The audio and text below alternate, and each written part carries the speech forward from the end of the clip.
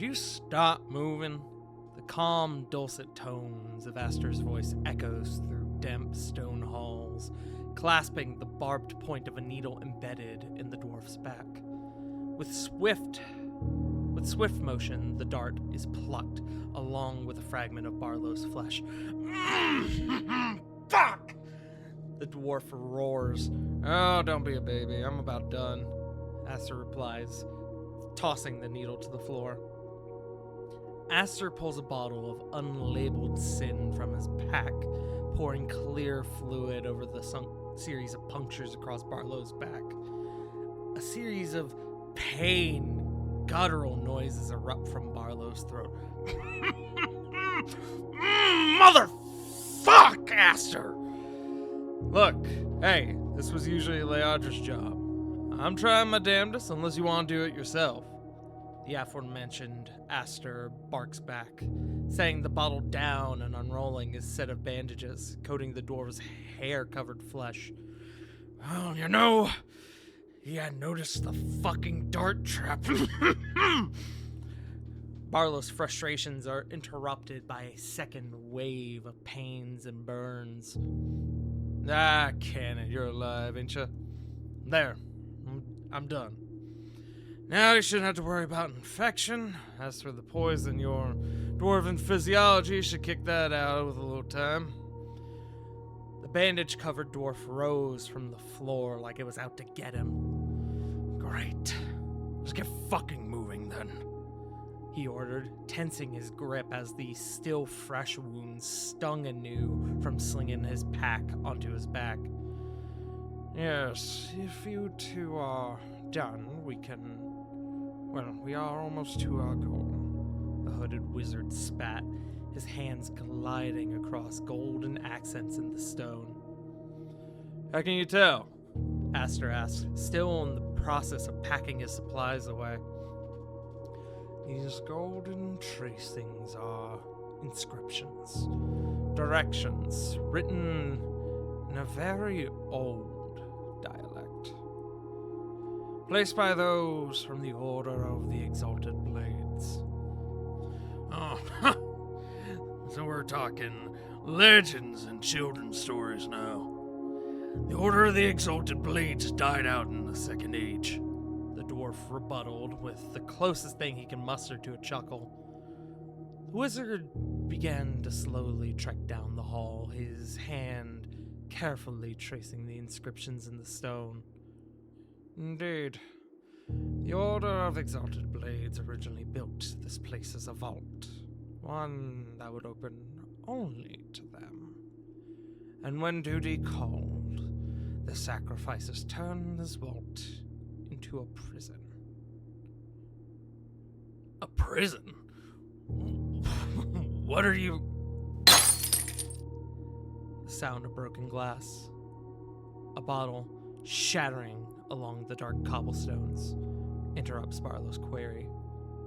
Gods, Aster, what? He stopped. His eyes widened as he looked at Aster. Aster, whose nearly frosted blood had already been spilled from the massive cavity in his chest. Standing over Aster, now visible in the dull haze of night fire, was the beast. Thin and gaunt, impossibly long appendages, piercing black eyes, and curtains of sinew that erupted from its back.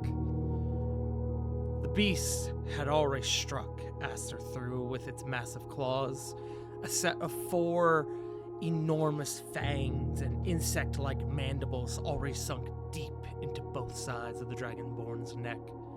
Barlow's ears began to ring as fear filled his heart. The beast, ripping scale and meat from Aster's neck, drops the remaining form to the floor. Why do we fear death?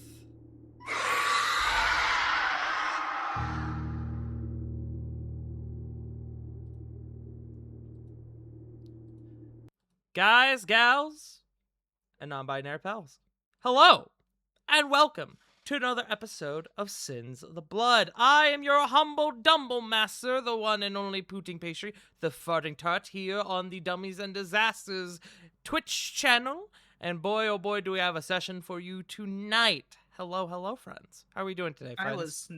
I was not listening to the right music on my end for that moment. I Want to Live from Baldur's Gate 3 playing in my ears right now. Oh, that's unfortunate. Just listen to some fucking sweet girly pop music while a man is torn asunder. Fucking My Little Soda Pop.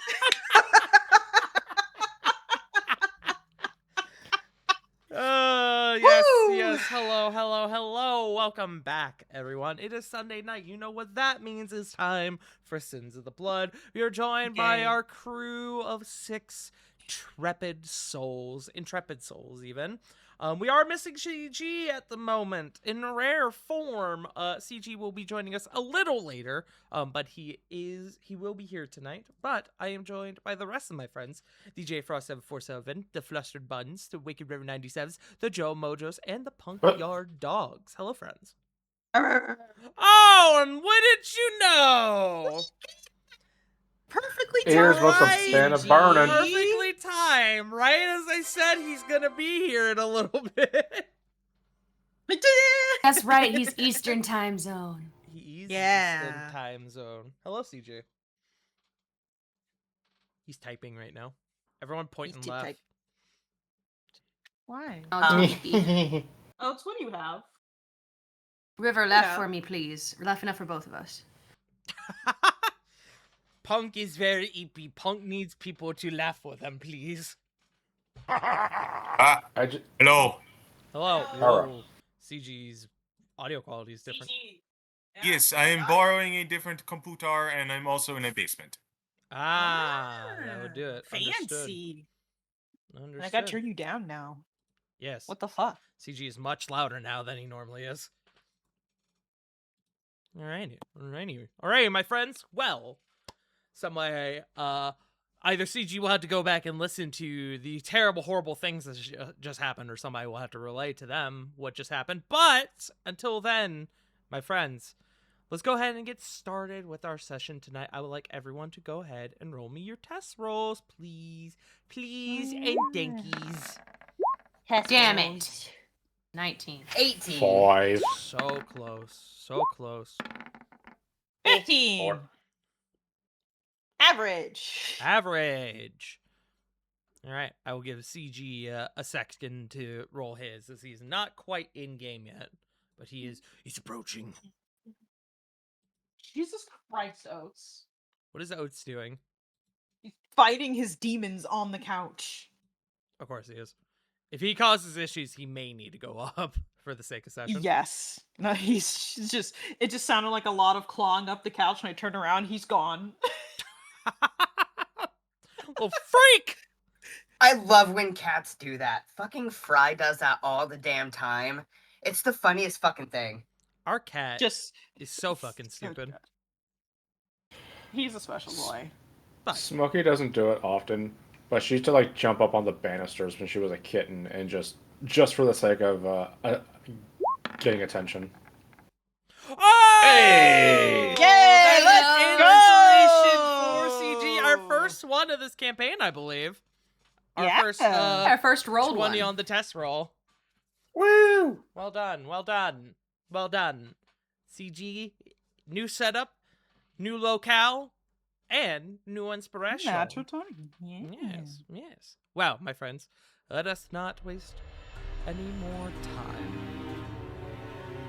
I would like someone or someones to go ahead and recap the events of last session for us, please. Oh. I'm pointing at that one. I don't know why I'm raising my hand. Yeah, I don't know why you're raising your hand either, idiot. Well, last session, a lot happened.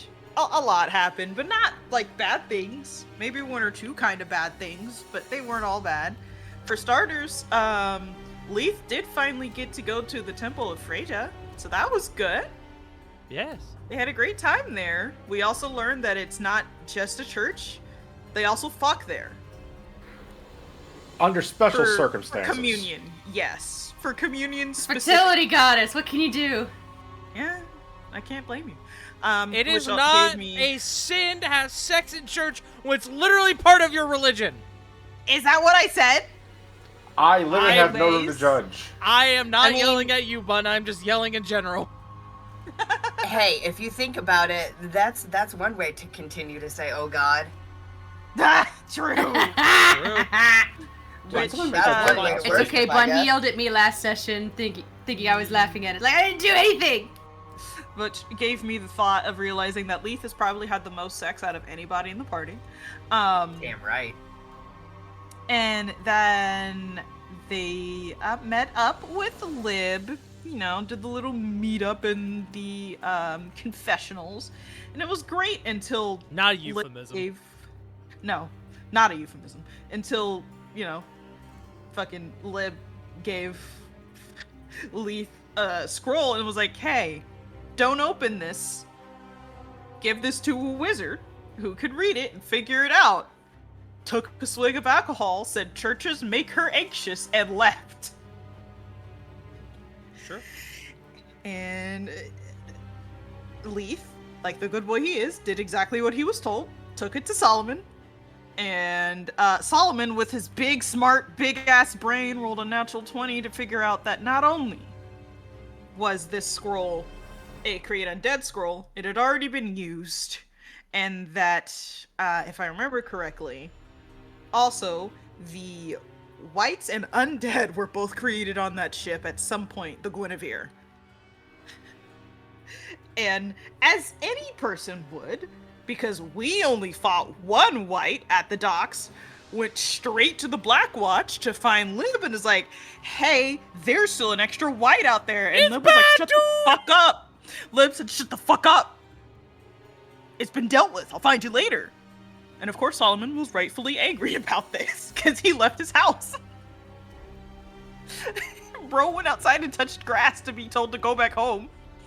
And we left there with Solomon and Leith before hopping over to Da Boys, aka Pact and Bulk. It was Shepherd's Pie Day.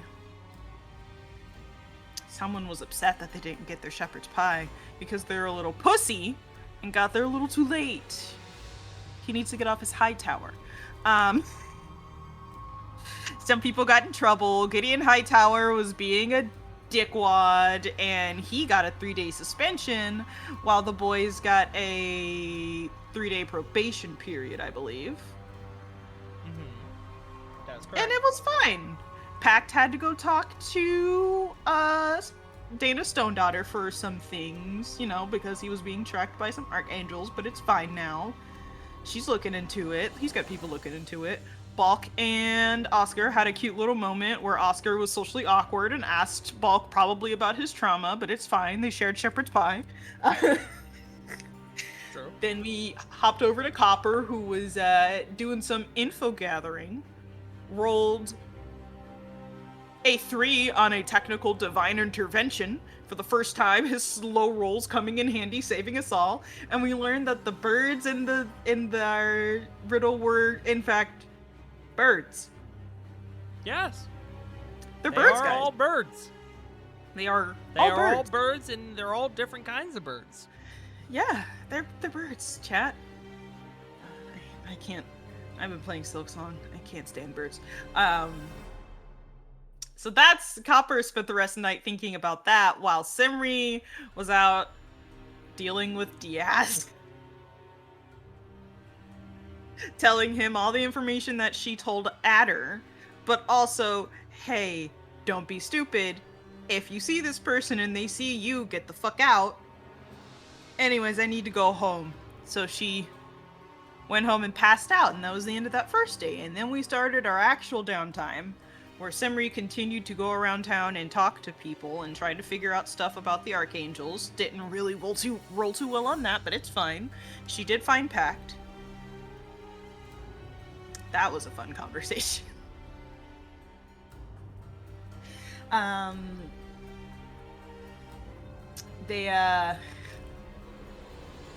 made a small deal, a pact, if you will. And Simri, Simri will, as long as if Pact finds out anything, he brings it to Simri. Simri will do something for him in return, or bring him information. It's kind of vague at this point, as Simri doesn't know everything. And Leaf decided to go try and make a mental map around town, and stopped over by the Copper Piece to work part-time. Because he could. And if I'm remembering correctly, I think we left off after Simri left Pax's place. Okay. Bun, go ahead and take your point of inspiration. River's internet has fucking died because that's just what we're doing today, apparently. So River will hopefully be back here in a few minutes. Otherwise, we are going to continue on. So, Xfinity. So, my friends, you guys are currently in the midst of a few days of downtime. A few of you have had things to do, a few things you wish to do. A few things you were forced to do. My question is now, hi River, welcome back. My question is, does anyone have anything they would like to do with the rest of their downtime? Again, you have roughly 3 days worth. It is currently, as of this moment, the 15th of Wintercrest, so you're on your second day of downtime. And I just want to know if people got anything they want to do, or if we are progressing on. Bach will just be slinking around the tavern because he got kicked out of the guild. I mean, not technically kicked out of the guild, but can't do jobs, I mean. Yeah, you're now He'll do extra odd jobs around the guild, try to make up for fucking up. Okay. Aww. Doing some odd jobs. I will classify that under. Probably not jobs because he can't, but like you know what I mean, like tinkering. No, I know and what you helping mean. with shit. I will classify that under the downtime category of doing odd jobs. So I will give you Bulk, as I need to find my thing for it, the prompt for it. Hold. So I will give you. Do you work the full 8 hours each of those 2 days? Ain't got nothing better to do, yeah. So, perfect. Go ahead and you will gain 16 gold for Hell yeah. your total work across those 2 days.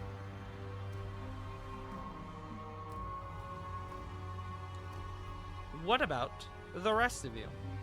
River is currently fighting Xfinity with their bare hands, so we'll deal with that. I believe in you, River. Fuck him up. Upper has already rolled for anything that he could possibly do, and he rolled pretty badly, so... Yeah, not great. And you are currently waiting on your informants to get back to you with the things you requested. You are unsure how long that will be. Tart knows how long that will be, but CG/Copper does not. God, that mic is so crisp. It sounds like you're standing right next to me, like your voice when I met you in person, and that it's freaking me out. It's the same headphones. I don't know what's going on. It's because you're in the basement, probably. You do sound different. Yeah. Yeah, it sounds, yeah. Basement CG. I prefer basement. Oh. No, if it was basement, you would be DG. Fuck. For Continue. dig. For dig, because you're underground. Oh, anyways. Yes. Anyways. What about everyone else? I know Simri has a couple things they want to do. Simri's busy, man. Yeah, you are busy. I will get to Simri in a second because I know some of the stuff you want to do. I just want to make sure everyone else has their stuff settled as well. Yeah. Going once? Going twice? Outside the stuff I sent you, nothing really different. Perfect. Nothing I can really think of, barring what's already been done. Okay. Perfect. And when River gets back in, provided that they are able to get back in, I will ask them if they have anything. But until then, Simri. Hi. Hi. What are you doing, Simri? Well, I know one of the things you wanted to do. That's going to take up your third day. But what are you doing yes. Today, for the rest of this day, TBH, Simri is, well, now that she has the time, because Keep going. I wasn't really thinking. I was more thinking about my third day. I forgot we were still on our second day. Like, it's like the afternoon right now, isn't it? Yeah, roughly. But I'm not, for the sake of this with downtime, I'm not keeping super in-depth track of time. Yeah, that was mostly for me and my brain. So I think at this point, since Simri has the time, she would try and find Laura then, just to inform her on the situation. Wait until the nighttime, unless she does hang around in places during the day. Okay. Simri, If she you knows are, anything. after a little looking around, you are able to find Laura at... Hold on, let me grab the name of the establishment again. I had it here before me. Oh, I'm in the wrong document. That's why. That would help to be in the right document, actually. You would find Laura at the bar known as the Short and Stout. Okay. Which... Fantastic. Thank you. Hold on. Which you know that the Short and Stout, the main proprietor of that establishment, is a dwarf by the name of Shell Silverstein. Shell Silverstein? Yes. Okay. Like the actual shell? The actual shell? Hold Fuck, on. the actual word shell? Hold on, I got this for you. Not a peep from anyone on this joke, by the way. I'm very upset. I don't have an image for this person. Yo, where my literary nerds at? What the fuck? I've been dissociating. What? Books? What are books? What read? My English What? major is too tired to say anything. What specifically are you talking about in the joke? Never mind. Just continue. No, tell me. Explaining the joke makes it so much funnier. Fucking... Uh, Y'all bitches read Falling Up, The Giving Tree, Where the Sidewalk No. Ends? Fuck Not all really. of y'all. oh, my god. I haven't Oh read my Where the God. Sidewalk Ends in so many years. All Like of you 20 are something hurting me years. right now. All of you You're are welcome. hurting me right now, physically and mentally. But yes, is she at the bar or is she at her own table? She is at her own table, and as she sees you come in, let me actually pull up the image for this individual. As she sees you come in, she kind of gives you a wave, and you see that what appears to be a tattoo of the night owl, you could call it a logo, is on the back of her hand. Logo? Yeah, it's not incorrect. So calling it a logo is really Calling funny. card, whatever you want to call it. An insignia. Insignia. Yeah. But you are able to find Laura Eisencroft. Yes. Oh, Hello, I almost darling. said Uma. Fuck.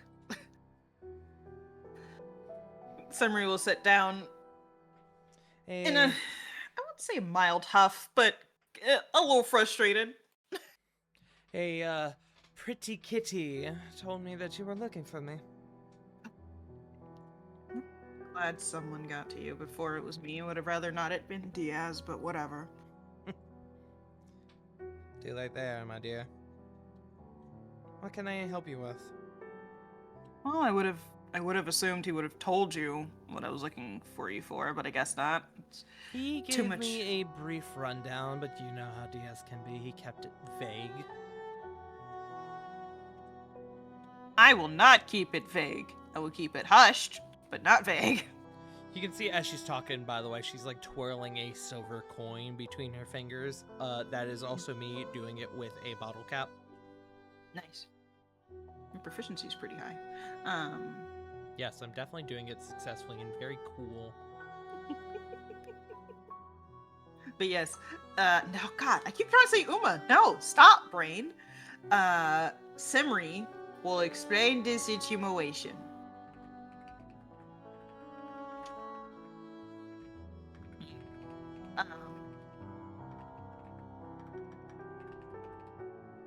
My brain just threw what I was going to say out the window, so you go ahead if you were going to say anything.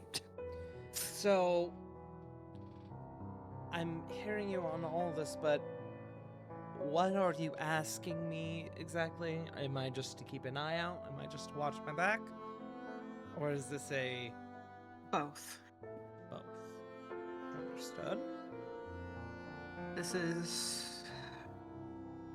Like, I am just ever so paranoid, because they knew about my situation. That they will know who I'm connected to.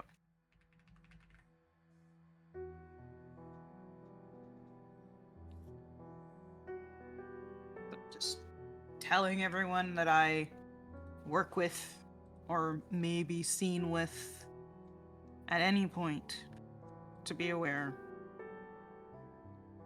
Understood. I will keep my eyes open. If I hear anything about this mystery assailant, I'll make sure it makes its way back to you.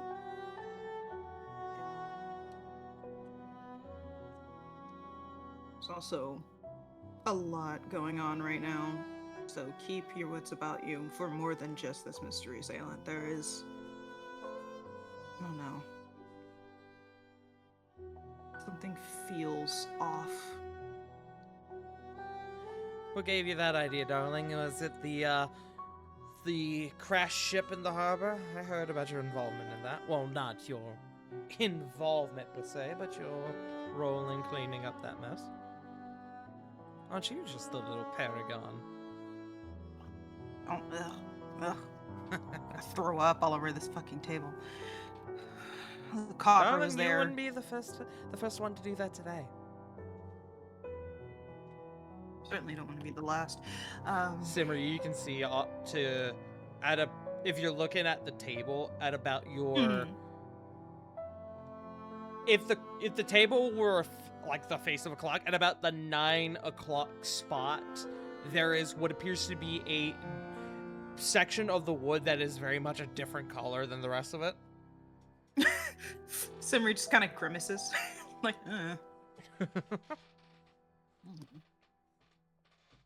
No, between that and the ship, fighting a wight for the first time was fun. I say fun very loosely. Stabbed me really bad. Yeah, they do that. I also ran into some of the Dawn Creed. Oh. Made a little deal with one of them, so that's going to be fun to come back to. Darling, don't tell me you're enlisting. Ugh, no, God. Never. I said with one of them. Now, some man named Pact, if I remember correctly. I'm gonna have a little history, hold on. Pact. A lot of skin, carries around a big map tube most of the time. Yes, him. Yeah, I've seen him around. You know, I see a lot of people at taverns like this place, and you know, he's one that I've seen more than once. He feels like the type. Yes, I have a quote-unquote running deal with him currently for information for whatever I can give. Information if he needs something to be stolen, somebody taking out, you know. Making connections, dear. I understand that. I'd like to keep a kind of a list of names for folks employed by the Dawn Creed. I feel it does me a bit of service. I should probably start doing that. I'm sure. I recommend it. I'm actually pretty sure Kappa probably has one already. You're still with Speaking a of- kobold? Yeah.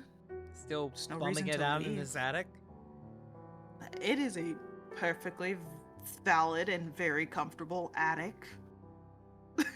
Simri says, all offense taken. To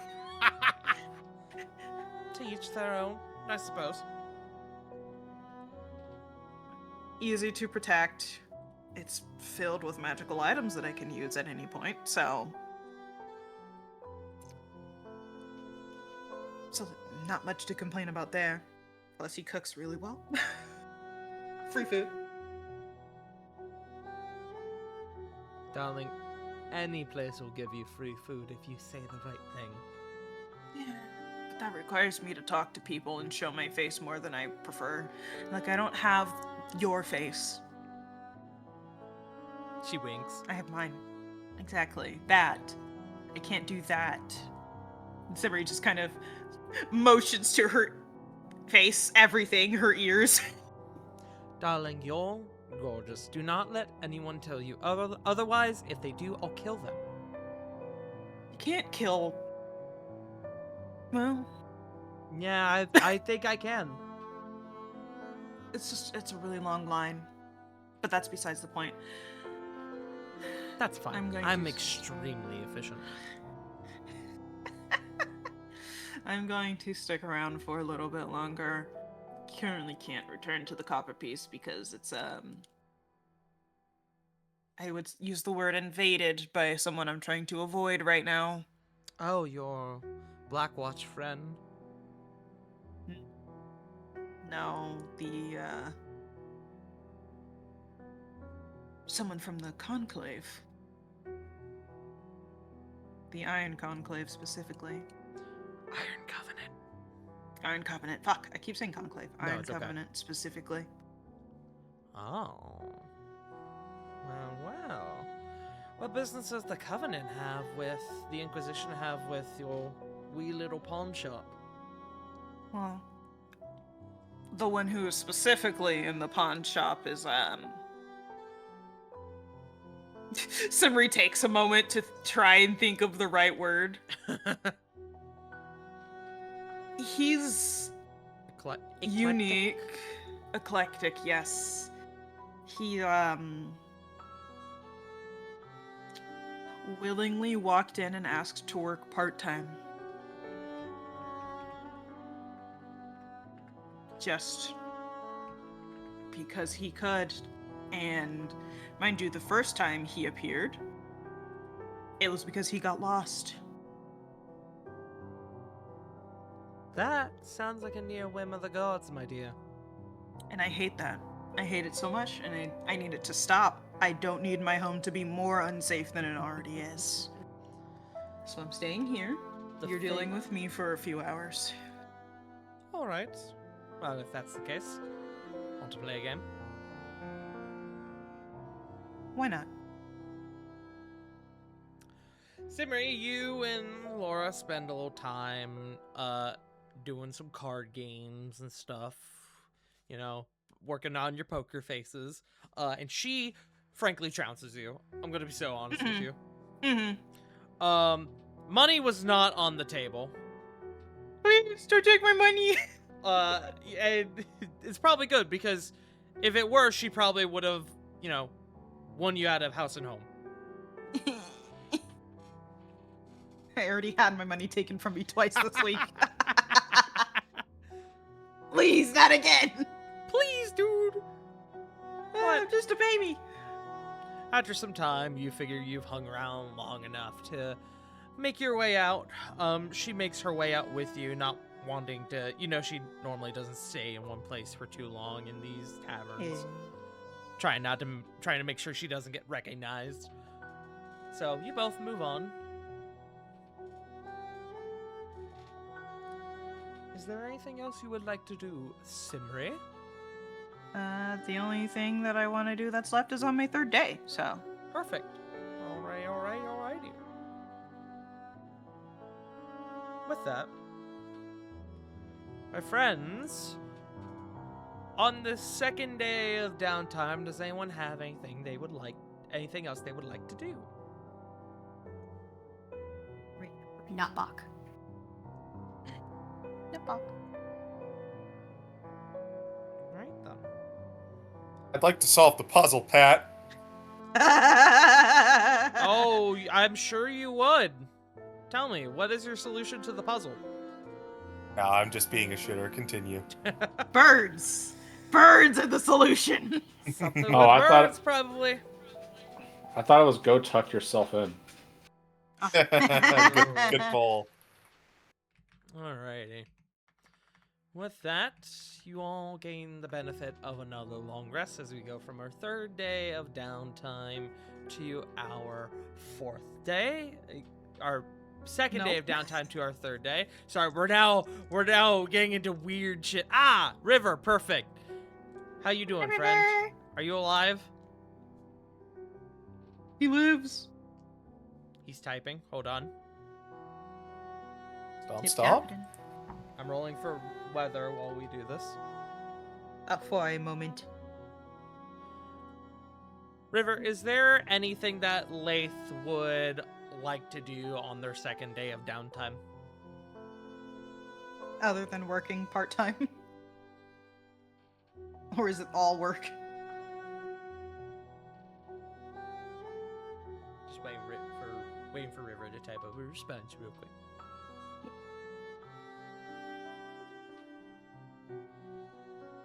Lath would spend his whole day. Focusing on getting money. Perfect.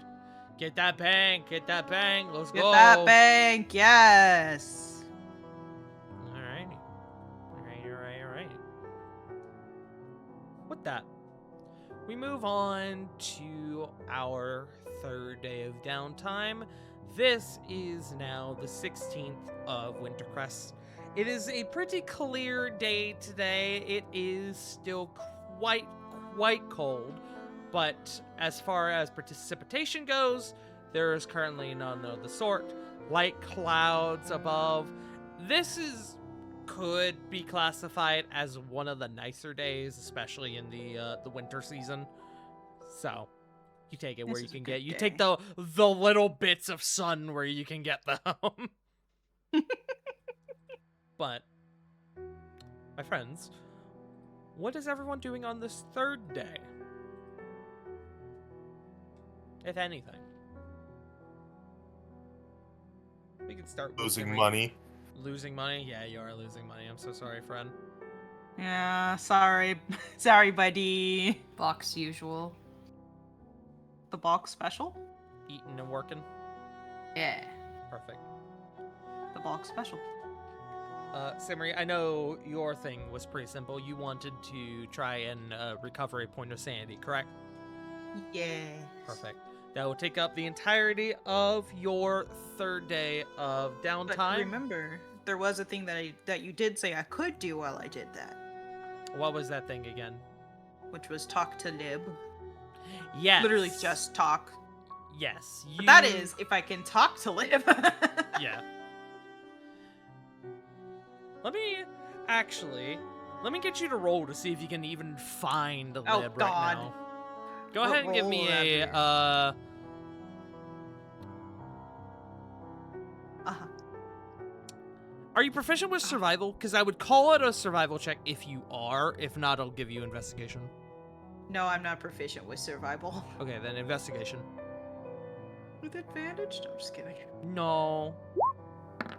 Well, I should have been with Buck. You are unable to find Lib, but it does give you a little bit of time to walk around town and the little bit of sun that you're getting. So, that's nice at least. Simri just suns herself. Yeah. Yes. Just lay out in the street, put your Peters out. charging the toe beans. Yes. Yeah. It's how I run fast. So you have a little bit of a day Fuck. out, just kind of, yeah. I'm just saying fuck because I can't find Liv. I need to ask her so many questions. It's okay. We'll get to that. Don't worry. You are able to, however, spending the day doing minimal activity, a little bit of a walk, loafing in the sun. Yeah. I just pictured Simri loafing the way that Bella does. Our Like cat. a cartoon boot. Yeah. Simri is boot shaped. Oh, oh. Oh. But Fucking Copper just finds her on the balcony. yes. But you are able to, with that third day spent to rest, you are able to recover a point of your sanity. So you may go ahead and add that point back to your total. Yay! Yippee! Yippee! Yippee! Uh, What about the rest of you goons? Anyone have anything else they wish to do on this third day of downtime?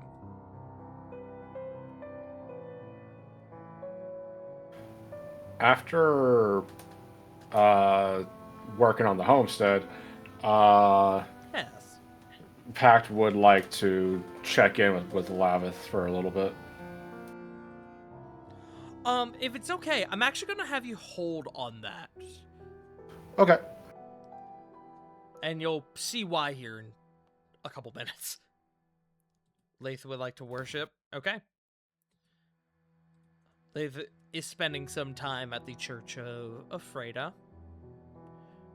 Lath, if that is all you are doing for the course of your third day, I am going to actually, as you're spending that time communing with your god, your goddess even, if that is the entirety of your third day, I'm going to say that Lath feels inspired going forward, having spent that day, doing worship. I'm going to say go ahead and take a point of inspiration.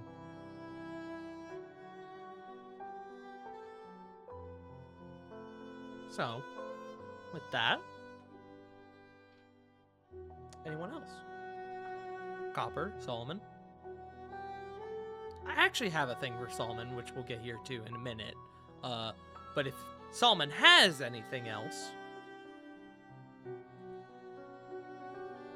None that I could think of. Just predominantly still sticking with waiting for the stuff and also waiting for that talk.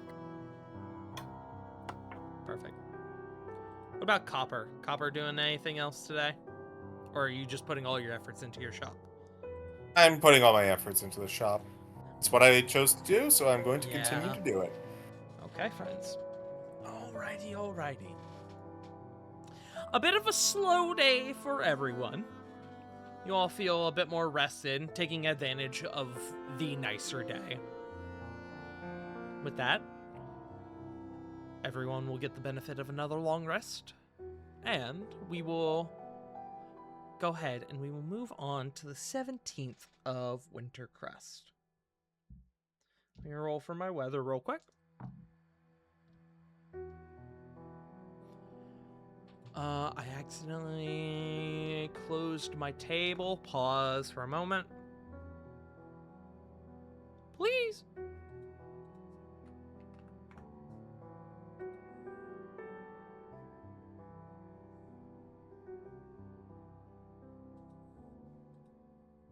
My table is loading slowly. Give me just a moment, sorry.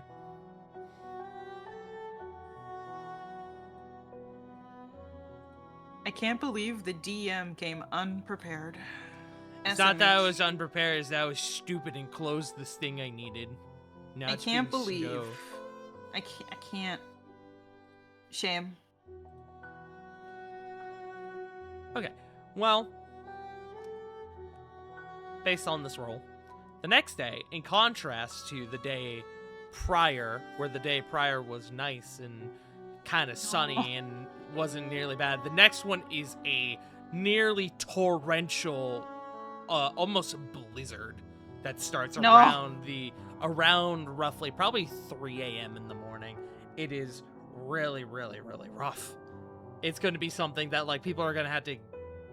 People are normally getting out there with shovels anyway, but this is going to be like the city's probably going to have to get involved to make sure like, you know, roads are cleared and stuff. Like it bad. It bad. It's bad, dude. But as we slowly transition from the 16th to the 17th of Wintercrest, Solomon, Yes.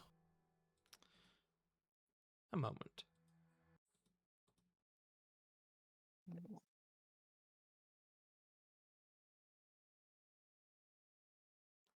I'm trying to find. Hold. There it is. That's not what I wanted. Ah, excuse me. Dear. Good God. Late into the night, far beyond the last embers of the fireplace, warming your tired bones, you feel the weight of exhaustion descend upon you. You've been hard at work the past couple days trying to discern the meaning of this inscription that you found. You're processing your discovery via this scroll of Create Undead. As you're scribing, you take a moment and just sort of revel in your exhaustion. You bathe your quill in the inkwell in the corner of your desk. Your hands subconsciously find their way upward, caressing the tired creases in your expression. Your head slumps backwards, hanging off the back of your chair. You shut your eyes, taking in the silence around you. A static seems to well up in your stomach. It's an odd sensation. Emerging from the very depths of the pit of your stomach, the sensation is intoxicating. You revel in it. The tingle, the burn. It's like your body is alight in a sickening blaze, and you can't get enough of it.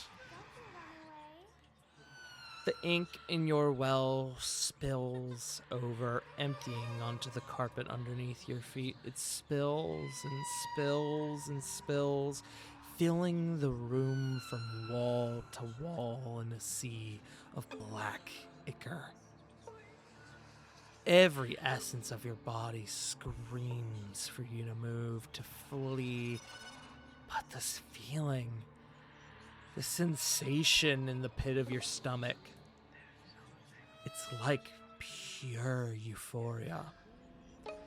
Even as the ink begins to fill your ears and your body loses itself to buoyancy. Oh, to feel like this forever.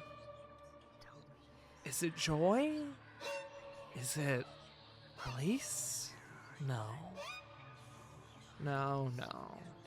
As a nearly skeletal hand descends upon you, plunging your face under the surface, you realize what this sensation is. Death. Why do we fear death? Master Akava, a sweet, innocent voice beckons you back.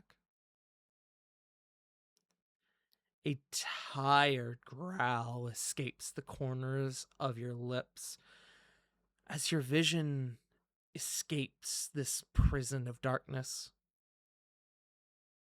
An angel descends upon you, or perhaps a near facsimile of one, as the kind smile of Lady Seergas welcomes you back to this land of glittering dawn and living souls. Are you all right, Master Akiva?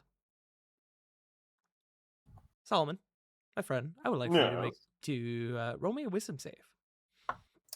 Widom. Widom. Okie-dokie.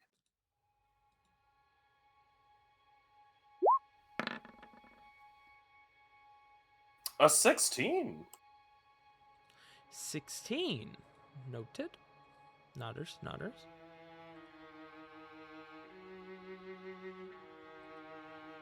You may proceed as you see fit.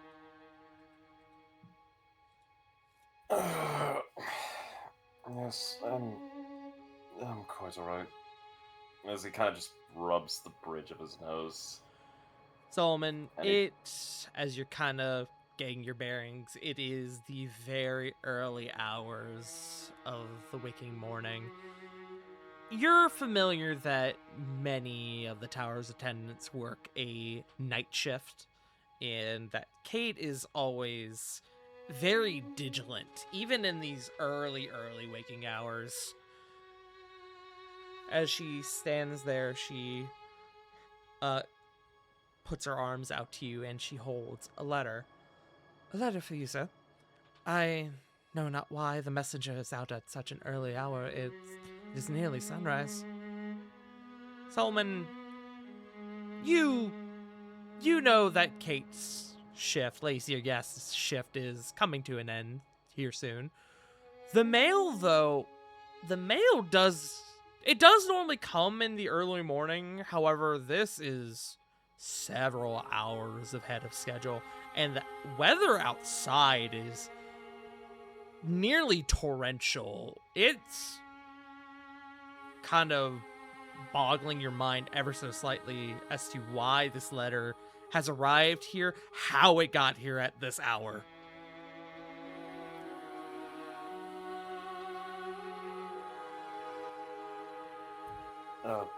Thank you, Katie.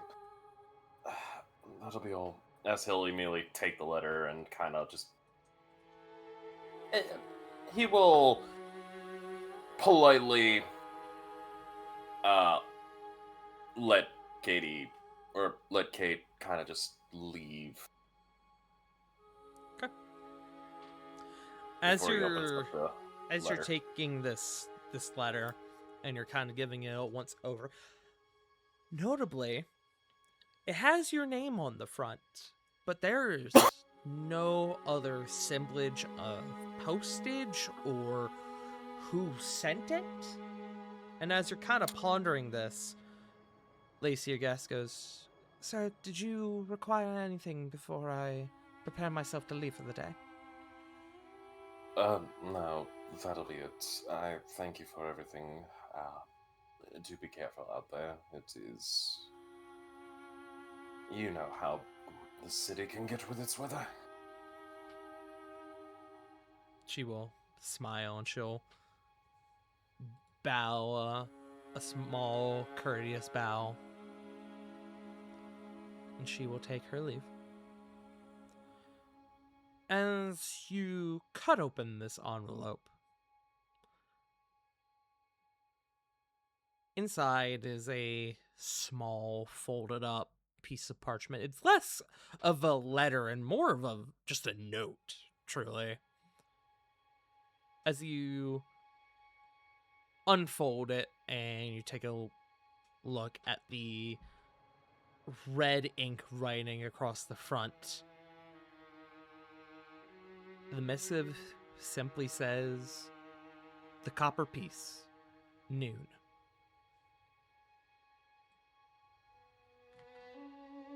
God fucking damn it.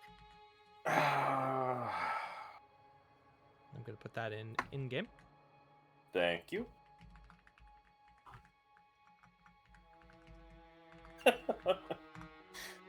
There is something Solomon would like to do while he has this letter. Mm-hmm. Ritual casting detect magic, just in case somebody puts something on there. Yeah, absolutely. Cast Man detect- is paranoid. Yeah, absolutely. You spend the 10 minutes, you conjure detect magic as the shadow in the corner of your eye flees out of sight. And, well, it's nothing. There's no magic to it. It is a simple, mundane letter. Same with the envelope. Oh, goody. Mysterious letter. No return address. God, it's like I'm being summoned for jury duty for fucking Blackwall.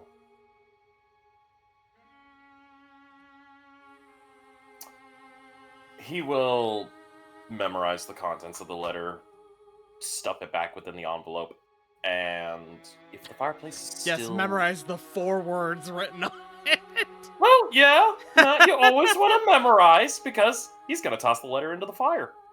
Understood. As you toss the letter into the fire, it alights and burns, turning to ash in standard fashion that you would expect from any other piece of parchment that you have or letter that you have previously thrown into this fire. It burns all the same.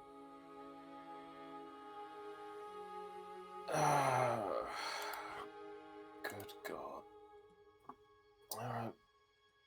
Alright. Well, better prepare myself for whatever.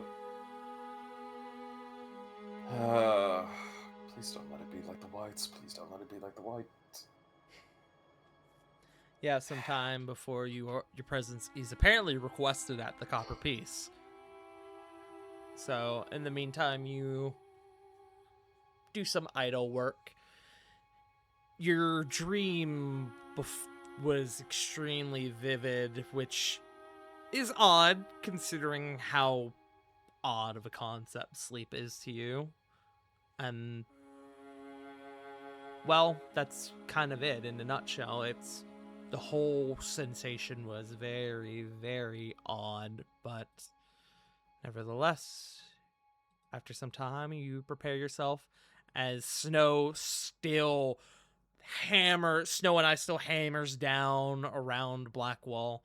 You eventually make your way out into the city streets, hampered by the now fucking waves of white that have taken up across the city streets. But He'll definitely have fun with the movement, and just kind of as a little fun hee-hee-hoo-hoo thing, he'll write down in his book, not sleep, rest, ? Drowning sensation, seemed peaceful. Drowning, perhaps? ?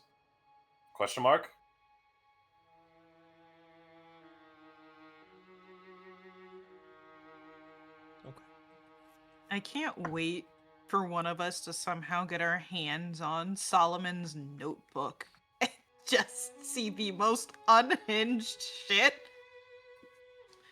Solomon, do you make of the note of the shadow you saw in the corner as you were reading the letter? Yes. Cool, make me a wisdom save. Okay. Set you up for that one. 17, motherfucker, I'm good! I hope. Who's to say? You could I could. you could say. I could say. Hey, you wanna know my favorite emote for this situation? There it is. Mine too. There it is. But with that, we will retouch on Solomon here in a few minutes. And we're gonna actually go over to Pact. Ooh. Pact, you are awoken not in the early hours of the morning like Solomon was, but you are woken up pretty early. It is probably roughly around 6-7 a.m. where you hear on your door. Now here's the thing about where you live, Pact. You like to keep your private life, well, as the word implies, private. You don't tell a lot of people where you live. So the fact that somebody is knocking on your door either means that somebody's lost, it's a salesman, which you've dealt with before, a loiterer perhaps, or it is someone who knows who they are looking for in you. Either way, before he gets to the door, he's going to grab his sword and just keep it in his offhand behind the door itself before kind of cracking it open just to see who it is. Okay. You crack the door open and you see, kind of rubbing the base of his arms and shoulders in the cold, being bombarded by snow, appears to be Captain Torm, Harbor Master Torm.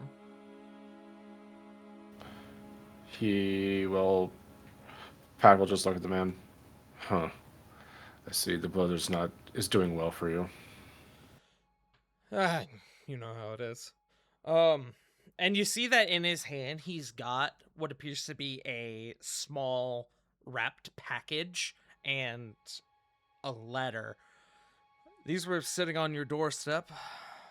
Figured I'd bring them in if you'll allow me to come in. He will. Like, he'll just kind of step to the side, open the door a bit more, and just gesture Lavathon in.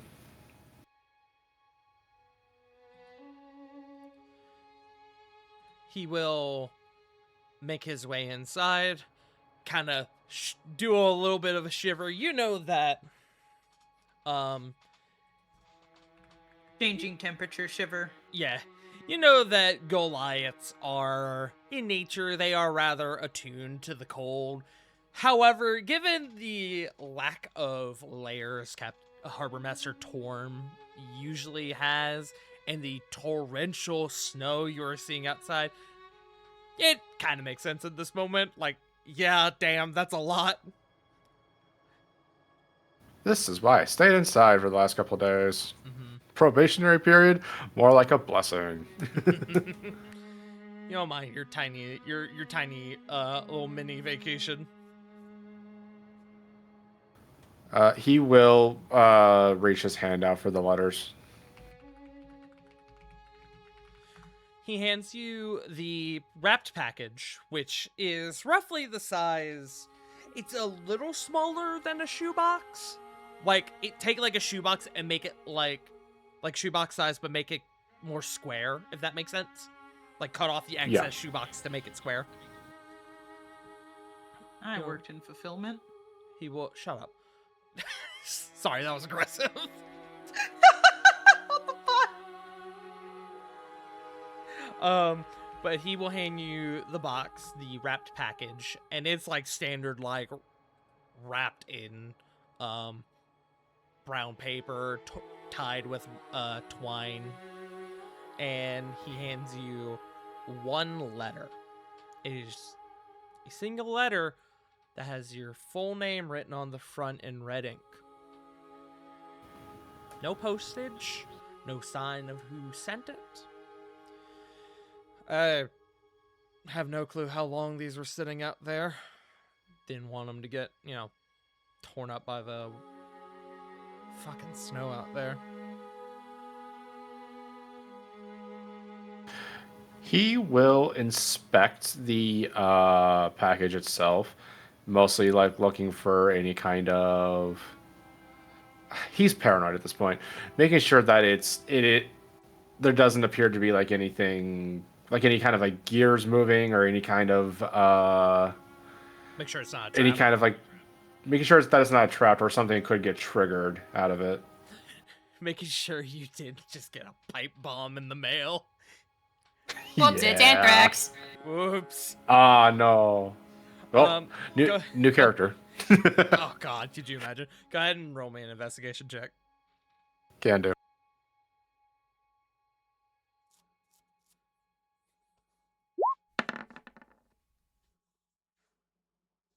Nine. You give it a look over, and realistically, you're not sure how someone could trap this box if they really wanted to. It is just like a brown paper package. So you're pretty confident in this moment, even though it's only a 9, you're pretty confident it is not trapped. He will set it on the table and take a look at it later, and then look towards Captain Torn. Thank you for bringing this in. I am curious if you heard of anything. Yeah, that's actually why I was here to talk to you. I wasn't here to just, be your mailman. Also, just to touch on the package a bit more as you're kind of looking over it, you do notice that your full name and address is on the package, and it, based on the address, that there is an address from where it was sent. Go ahead and make me a history check. I'm gonna give you advantage on this since you've been in Blackwall a while. You said history? Yeah.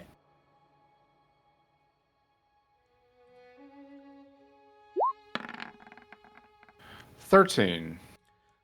That was the DC. The package, the address that is on it from where it was sent, you know that it was sent from a fish processing warehouse in the Harbor District. Odd, considering that you didn't order any fish of any sort.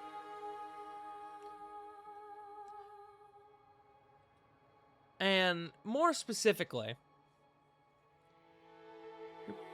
if you remember correctly, the address of this warehouse is about a stone's throw away from where the Guinevere crashed into the harbor.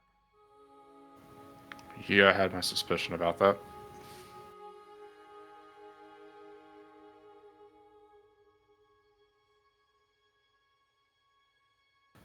His eye doesn't leave the box itself, but his body language as well as like his face are directed towards Captain Torn.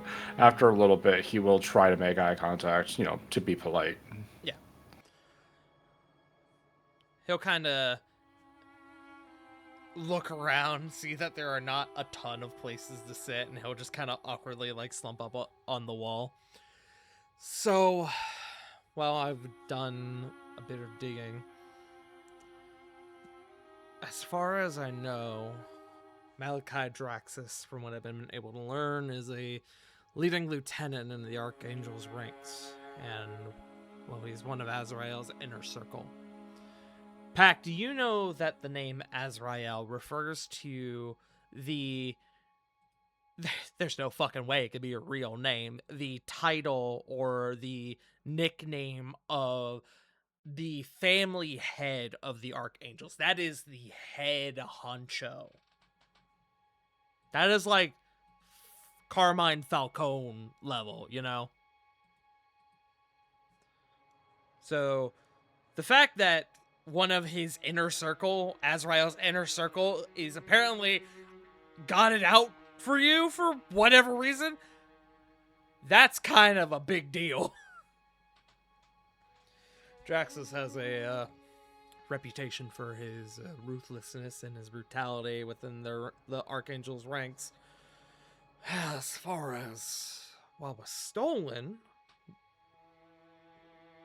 unfortunately, I haven't been able to find that out yet. But clearly, it's a big deal if one of the members of the inner circle have got the city tearing his people tearing the city apart to find it and you. Fucking, any idea why he would suspect you stole something? I'm not accusing you, of course. Pact will just kind of shrug. That's the thing. I don't know. As far as I've known since my arrival here, I've been keeping a very low profile by a lot of purpose. So the fact that this lieutenant wants my head on a silver plate for this mysterious stolen thing. Tells me that there's something else at play here, and I don't want to be a part of it. As soon as I can get myself out, I will. Could someone have like blamed you, or I don't know, maybe one of those night owls stole whatever it is they're looking for? If so, why? It just doesn't make sense. I'm not sure if the night owls are involved. He says, just kind of thinking in the distance. Thinking to the guest you had here about 2 days prior, who you're pretty confident is of no roguish nature. Yeah. No. Well, I'll continue to look into it.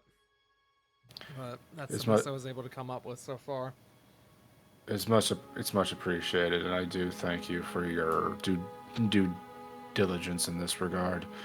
And I'm sorry if this is outside of your comfort zone. That's fine. I've been kind of twiddling my thumbs the past couple days. Fucking, as I'm sure you know, the Blackwatch and the Dawn Creed have shut down the part of the harbor where the Guinevere crashed. They've even been waving me off so that I don't contaminate their crime scene. Fucking, you can tell he's frustrated. If it's any indication, I'm gonna try and nip this in the bud as soon as I can, so that way I don't draw any more attention to not only myself but to you as well. It's bad enough that I'm involved. I don't want to get anybody else trapped in this as much as I can. I hear you. I know that I've got your back. Whether it's out there in the streets, you need me to kick a couple heads in, you know I'm more than game for it. Hate the fucking Archangel, so I'm more than happy to kick a few doors down.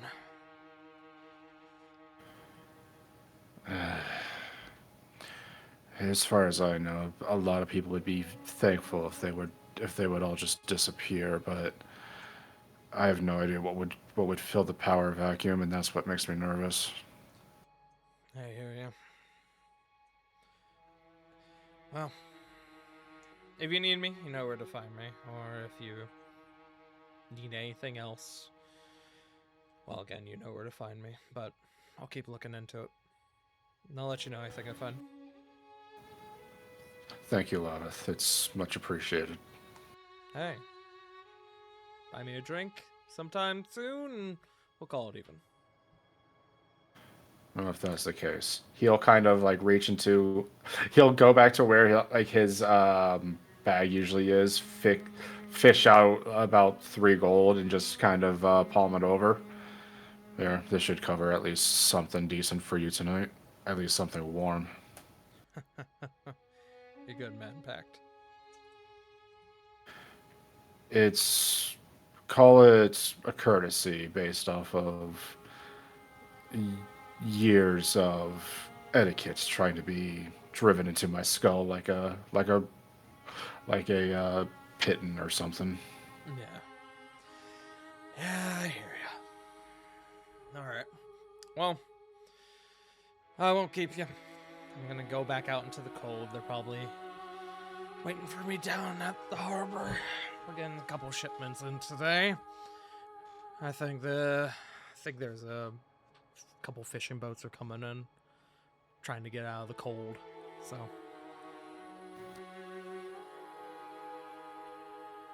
He will nod and see Lavith out the door. Lavith will, as he goes into the snow, he'll kind of give you a turn back and kind of do like that 2-finger salute. And he will make his way. You are now left to your own devices again. You have a mystery note and a mystery package. So what he's going to be doing is he's going to grab a like whatever blanket or something that's perishable, like a towel or something like that, wrap it around his like mouth and nose just in case, and try and find something to cover his hands up as he is going to open that thing, open that box. Okay. You carefully begin to unwrap the paper package within. It's as you're diving more and more into this package that you realize it's less of a box and more of a, what's the term? A bundle.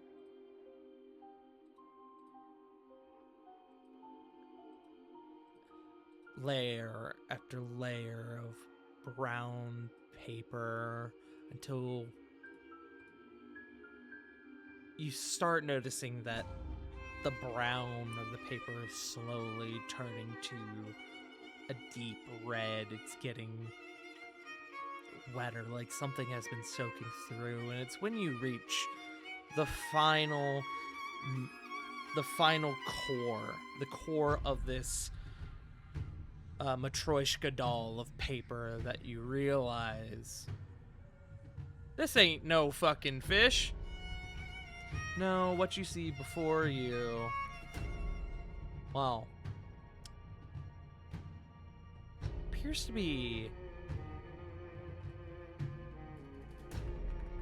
a hand. A severed hand.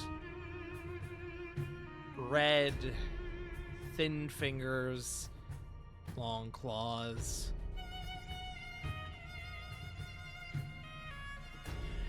A hand of someone that, well, you're not sure if it's that same individual, but this hand does look quite familiar to someone that you met in the previous few days.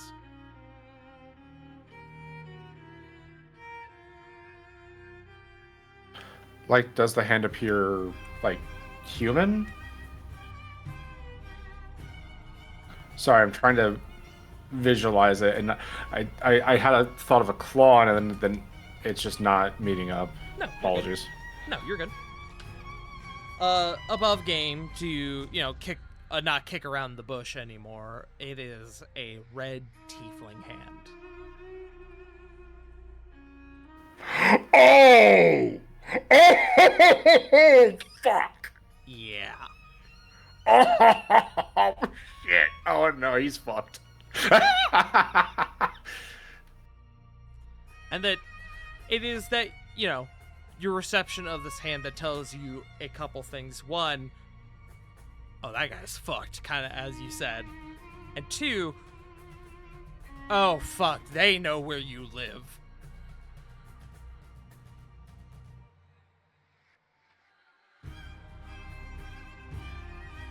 Apologies, I was updating my notes. He sits there, and yeah, there's nobody around, but he is trying to do a lot of breathing exercises to not, to just keep himself calm and make sure that he doesn't have a panic attack, essentially. Yeah, why don't you, in fact, make me a sanity saving throw, my friend?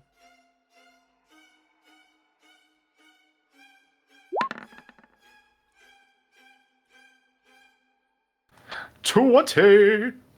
You center yourself. Everything in this moment is wrong, and it shakes you to your core. You center yourself, you steel your resolve, and you're fine. You, my friend, get an extra point to your sanity.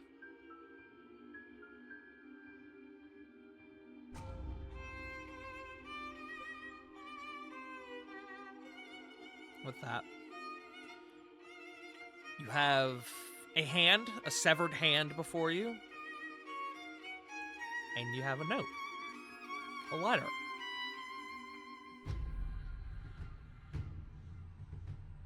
What the like, the immediate reaction in his head is, what the fuck am I going to do with this thing? He'll open the letter, hoping it provides some something of information. You open the letter and scrolled across it in red ink. I say scroll like it's bad handwriting, like it's been like, you know, like it's my handwriting. I have terrible penmanship. No, in prestigious penmanship in red ink, it is written across this note, much like what Solomon received, a missive that simply states the copper piece, noon. Is it similar to the lady from just a few days prior, the one who warned Pact about the archangels about to mug him? Do you still have that note? Yes, I do. You take out the other note to see if the penmanship is the same. It is not.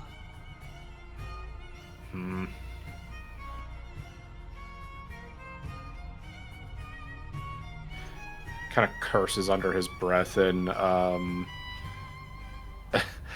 he essentially looks at the whole situation and goes, "So," and how soon would that be? About 3 hours, 4 hours before you would really need to like get up to go, considering the weather.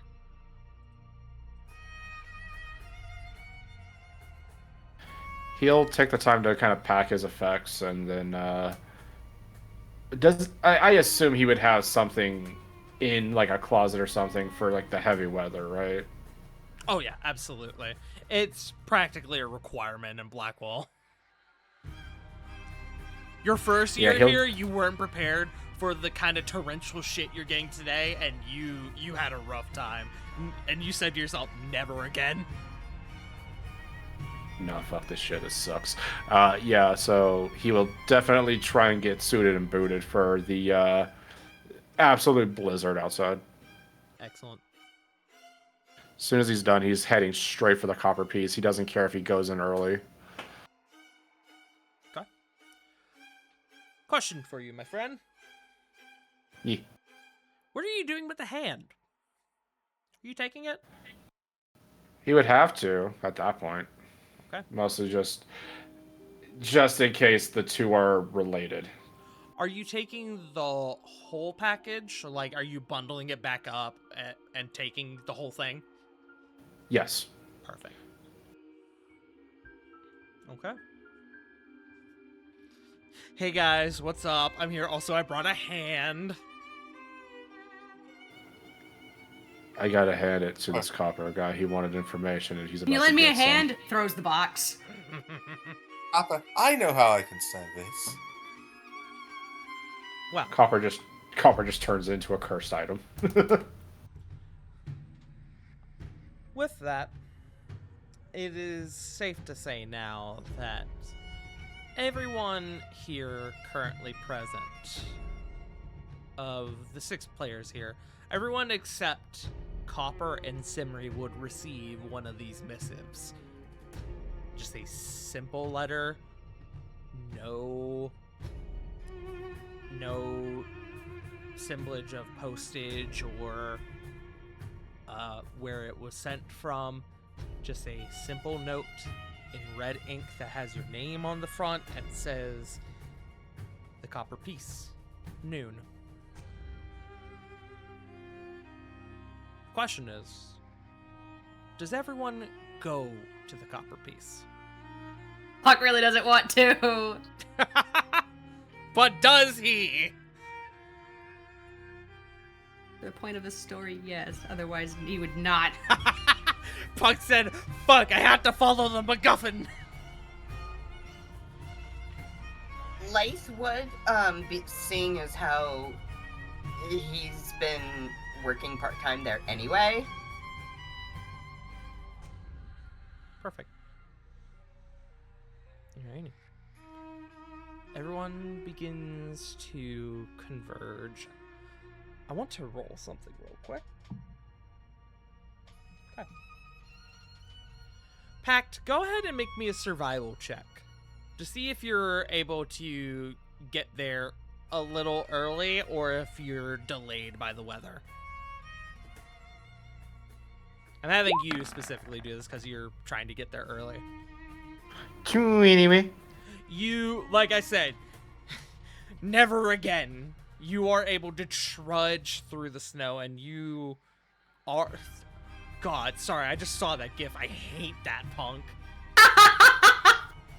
There's Wow. a hatred in my heart for that I gift. hate that Slav squatting fucking tiger. Sorry.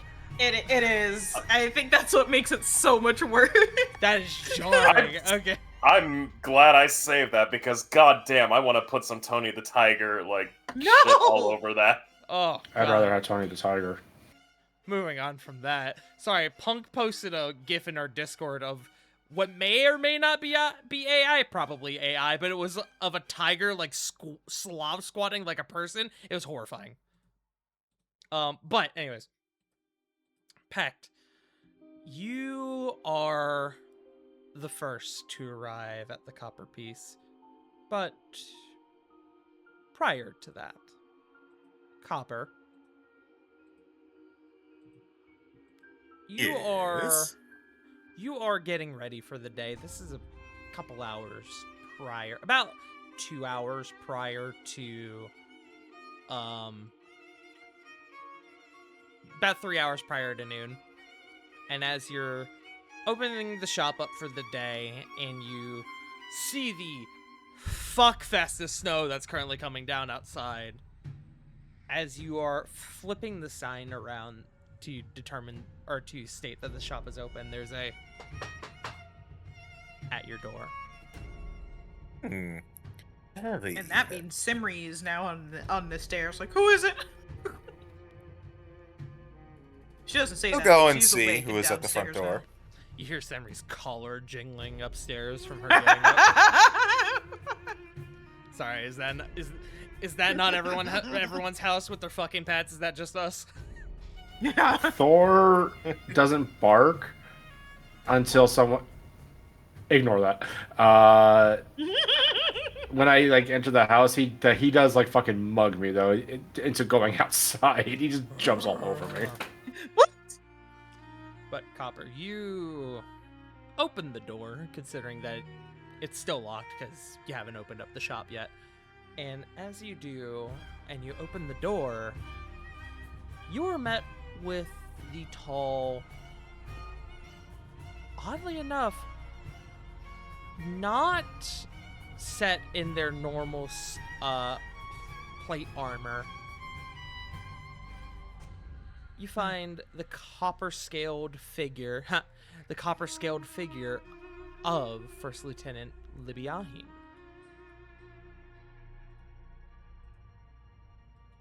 As Lieutenant, strange to see you present at such a odd time and in such terrible weather. Probably stranger seeing me out of uniform as well. Can I come in? Copper, insight check. Of course. I will insight, but I will still invite them in. Mhm.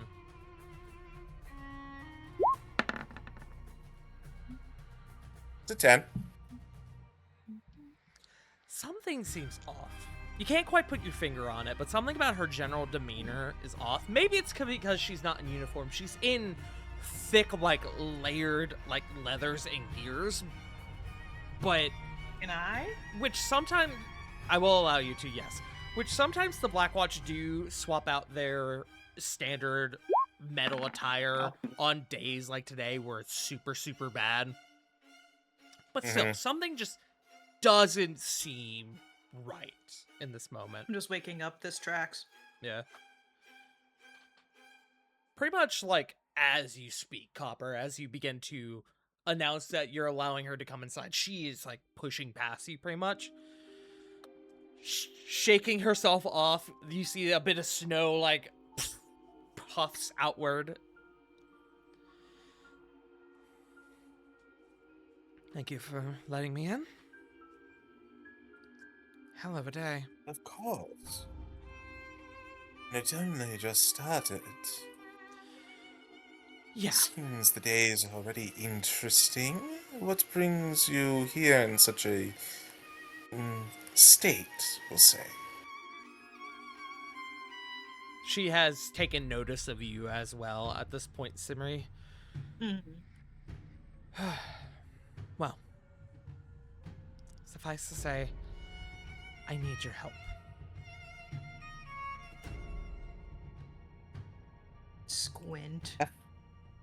Fascinating. I'll explain everything, but, well, let's just say we're going to be having a few guests.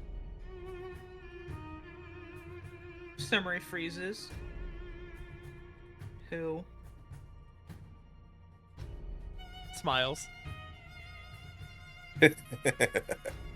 As we cut a bit forward to Pact, you arriving at the Copper Piece. It is a general store, a pawn shop, if you will. It's open. The shop is open for business. Do you go inside? Yeah, he will. As you enter, you see 3 figures that you have already met before, all kind of in different spots in the main chamber, the front room of the Copper Piece. You see Copper, you see Simri, and you see First Lieutenant Libby Aheen. A bit of hot coffee has been put out to combat the weather. Obviously, the 3 individuals see you enter as well. Go ahead. He'll like take off. He'll take off like the face coverings and the coat and whatnot, and then mostly just making direct eye contact with Libby Aheen, because I mean it would be safe to assume that she was the one who sent it. Yeah. I'll have you roll an insight check, but above game, yes, absolutely.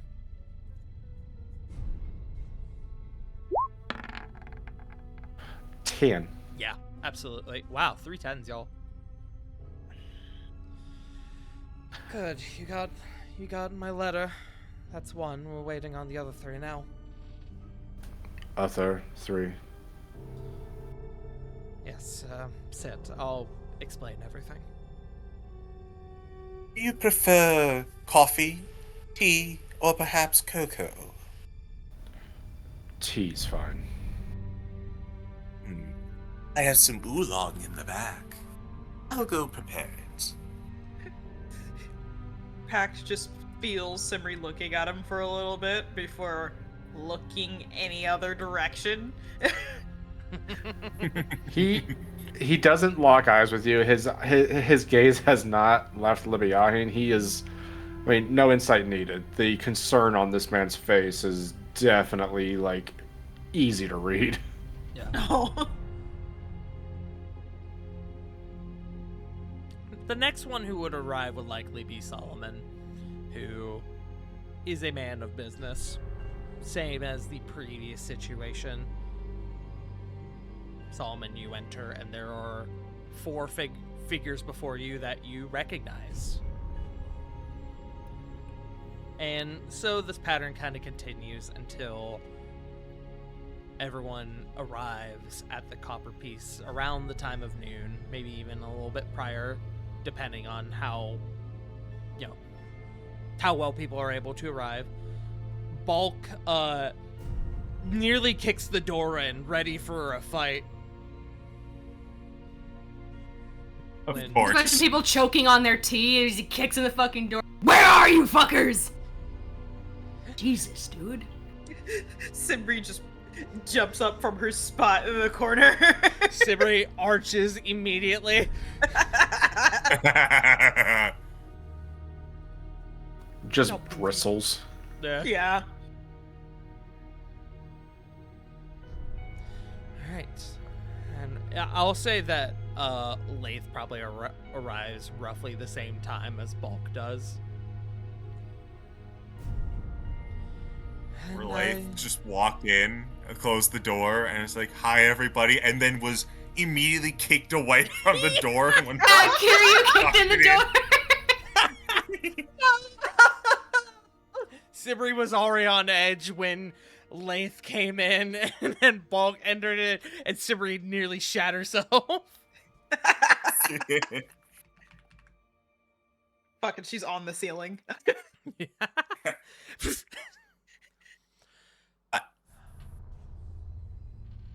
All right. Well, welcome. With that, I believe everyone's here. Given present company, you all can probably gather what this is about. Copper, do you have a private room we can speak in? Simri's Private- looking at Copper like, don't you do it. What private are we talking about? I have a back room, if that will suffice. That will suffice, yes. And she'll kind of look towards the front. Can we perhaps close up for lunch? Oh, I'd love to treat everyone out here. I've been working on a new curry recipe. And flips the thing over and guides everyone to the back. Just as a courtesy to me as your host, please, don't go into some of the supplies. I haven't cataloged them yet. As you all... And he will escort everyone. What? No, go ahead. He'll escort everyone to back. It's mostly a bunch of boxes, but there's like a small desk, kobold-sized, where it's clear like there's a bunch of paperwork. Copper will pull out 2 or 3, like 3 or 4 or 5, just like empty crates for everyone to sit on, and then he will gesture to Libiahin to take his seat to kind of be the focus of attention. Okay. She will do so.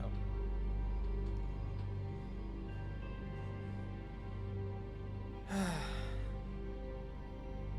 have to gather my thoughts for a moment. Apologies.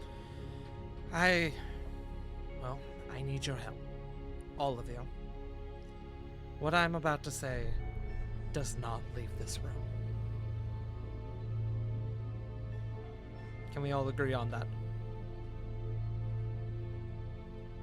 Sure. Please don't send me threatening notes, and yes. Of course. How can I disagree?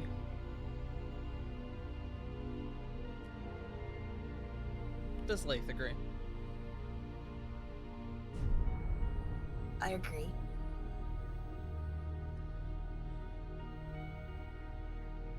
Apologies for the cryptic messages. I needed to keep things secret. I even had to hire private messenger owls to get them to you.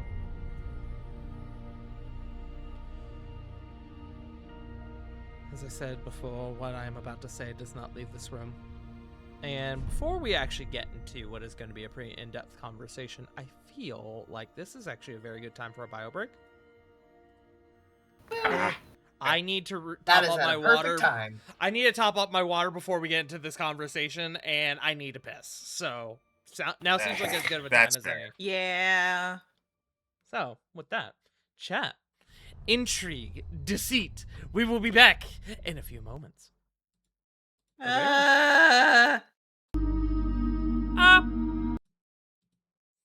Hey, what's up? We're back. Oh, banana. Banana. Oh, banana. Alrighty. Well, what that?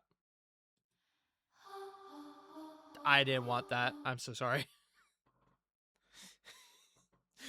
Immediate drama. With that, let us go ahead and get back into things. As you all are... Actually, you know what? I kind of like the... No, I'll stick with this for now.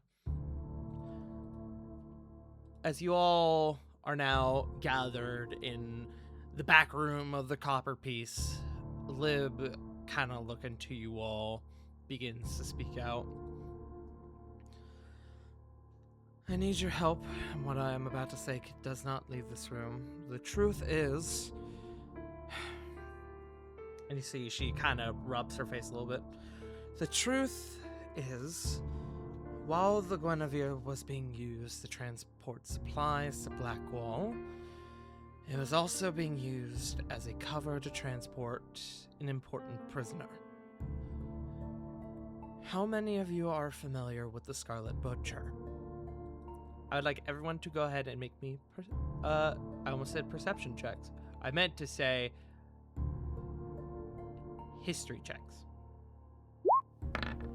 History. 17. That's a 3. 6. 22. 23. How did Bot get a nat 20? That Yeah. Also, I was right. It was a cover-up. that is really funny for Bulk, Yeah. but also kind of appropriate, which I'll get into. Copper, I'm gonna give you advantage, for reasons that I'm a DM you about. Okay. I will roll again while the DM is coming through. No, this is out of principle. I'm burning an inspiration. Okay.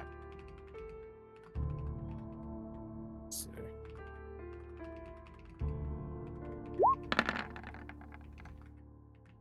$15. It's another 4. Understood. Okay. I sent you the reasoning why I gave you advantage.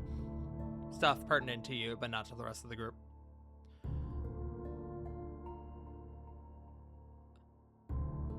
Funny enough, Simri not getting this makes sense, considering stuff that you and I have discussed. But everyone else, the Scarlet Butcher is a name that carries with it a sour note here in the land of Gaia.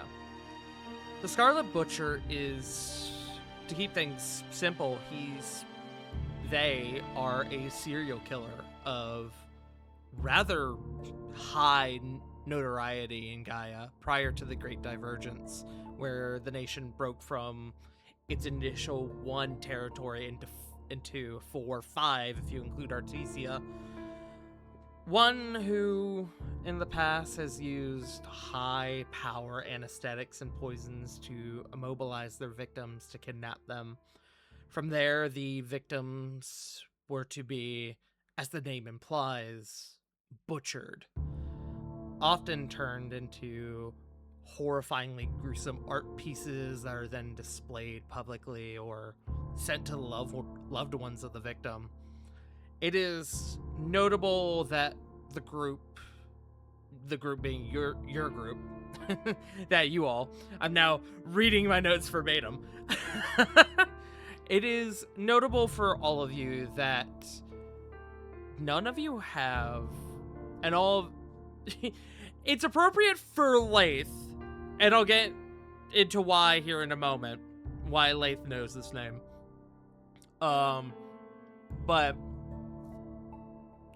it is notable for the rest of you that you all have not heard any news about the Scarlet Butcher in quite a few years. This makes sense for you all because most of you are residents from Gaia, and more specifically Baldur, the northern part of Gaia, which is where the majority of the Scarlet Butcher's crimes took place. Lath, you are familiar with this name because, as will become pertinent in a couple minutes, this is a name that you've heard a couple times over the past few years for a number of reasons, and we'll get into why with the exposition here. But Lib kind of continues.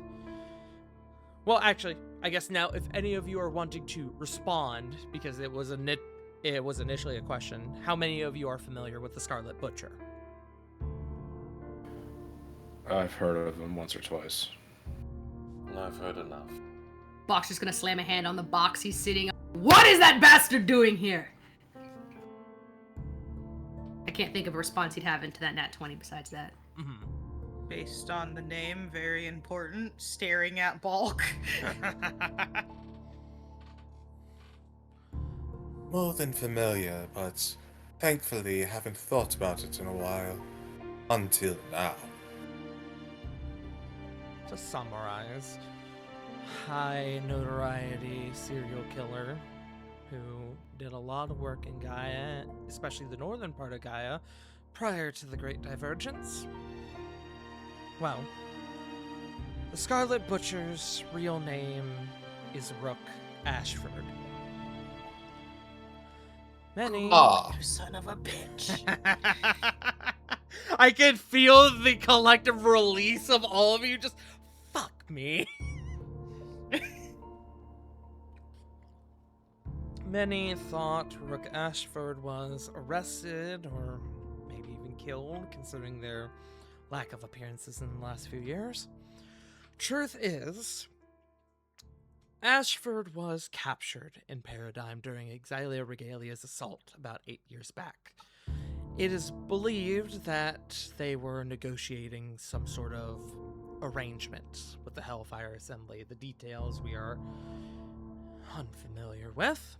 And Lath, this is where your knowledge on this name comes in, because it is a known fact amongst those who have been within the Inquisition's ranks for a while that yes, the Scarlet Butcher was found in Paradigm during the Exilia Regalia's assault and was detained.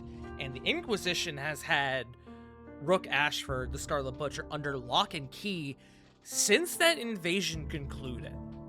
Roughly 8 years.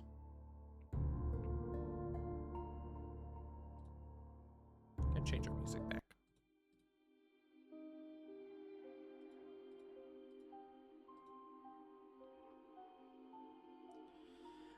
Lath will kind of speak up. Rook Ashford.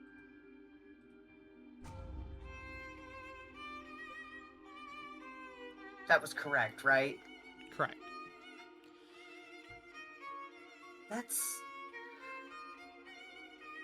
That couldn't be. He was detained like 8 years ago. Right. After a lot of back and forth with the Iron Covenant, Reichenberg finally reached an agreement with the Inquisition to have Ashford shipped here in secret via the Guinevere, and then once Ashford arrived, we, the Black Watch, were going to transport them to Reichenberg for trial. That was the plan, anyway.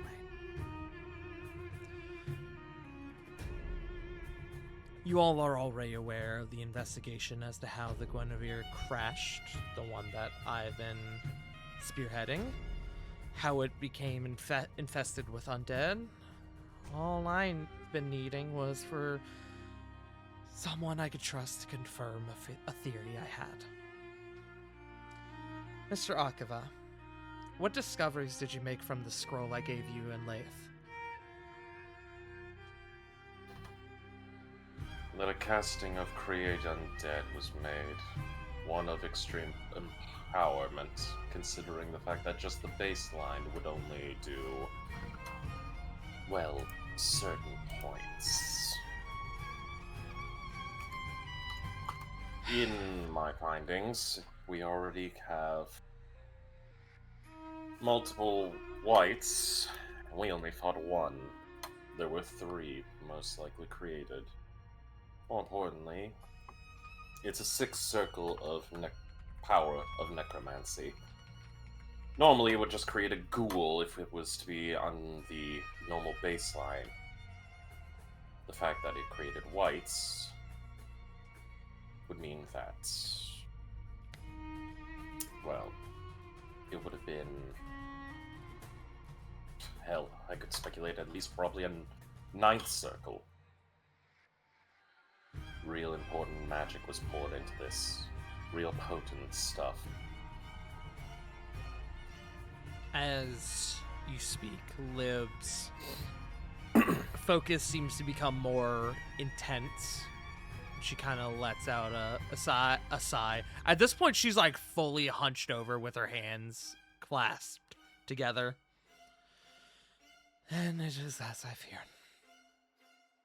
Take a look at this, as Lib is going to reach into their pack, and they are going to take out what appears to be 2 sets of parchment, and they are going to kind of hold them out for the entirety of the group here to look at. what you see before you are highly detailed sketches of the whites from the Guinevere, whites plural. You all were responsible for defeating one white.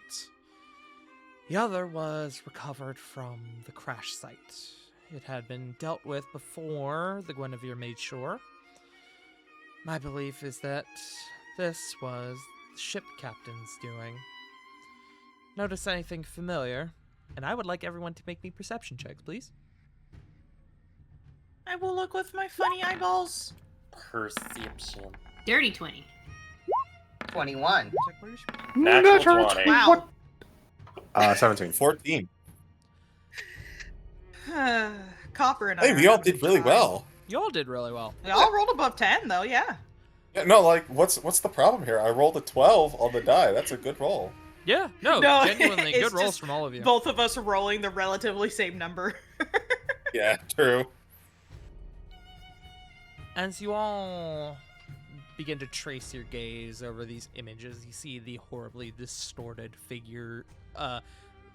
visages of the two individuals who were converted into these whites, the wounds they sustained from your group, and presumably the crew before the ship had been fully taken over. But something does stand out to your group. A sigil. A sigil that rests on the lapels of both of these whites.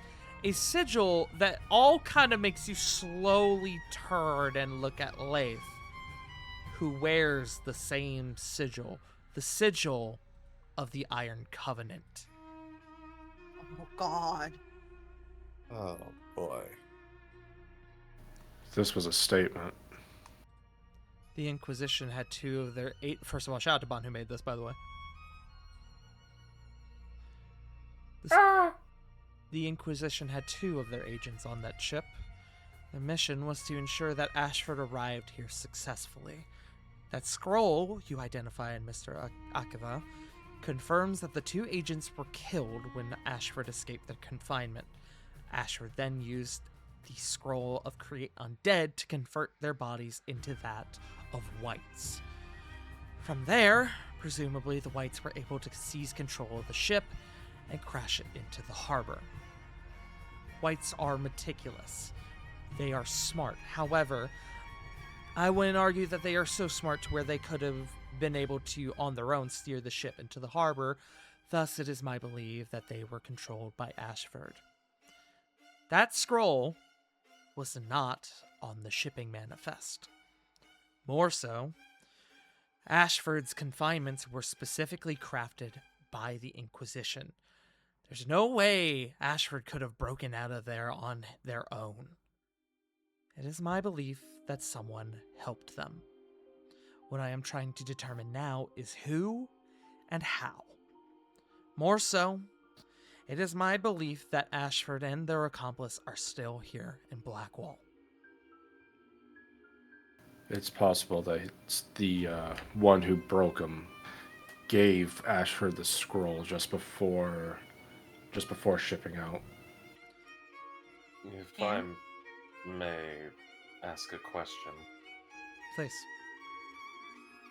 Of all the bodies you've recovered, have you been able to properly identify them all?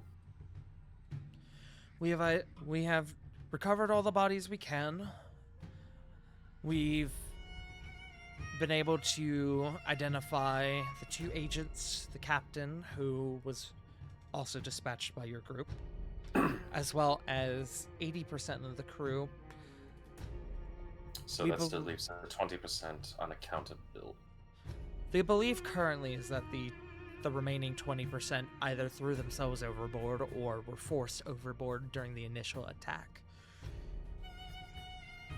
But Surely a combat with a white would not have been without individuals attempting to flee by any means, so that is unsurprising. correct. As far as the whites are concerned, whites are able to create zombies, undead, fellow undead, with their innate capabilities. Thus, the rest of the crew. Not all of the crew were converted. Many were just slain outright. Those were the ones that were easy to determine.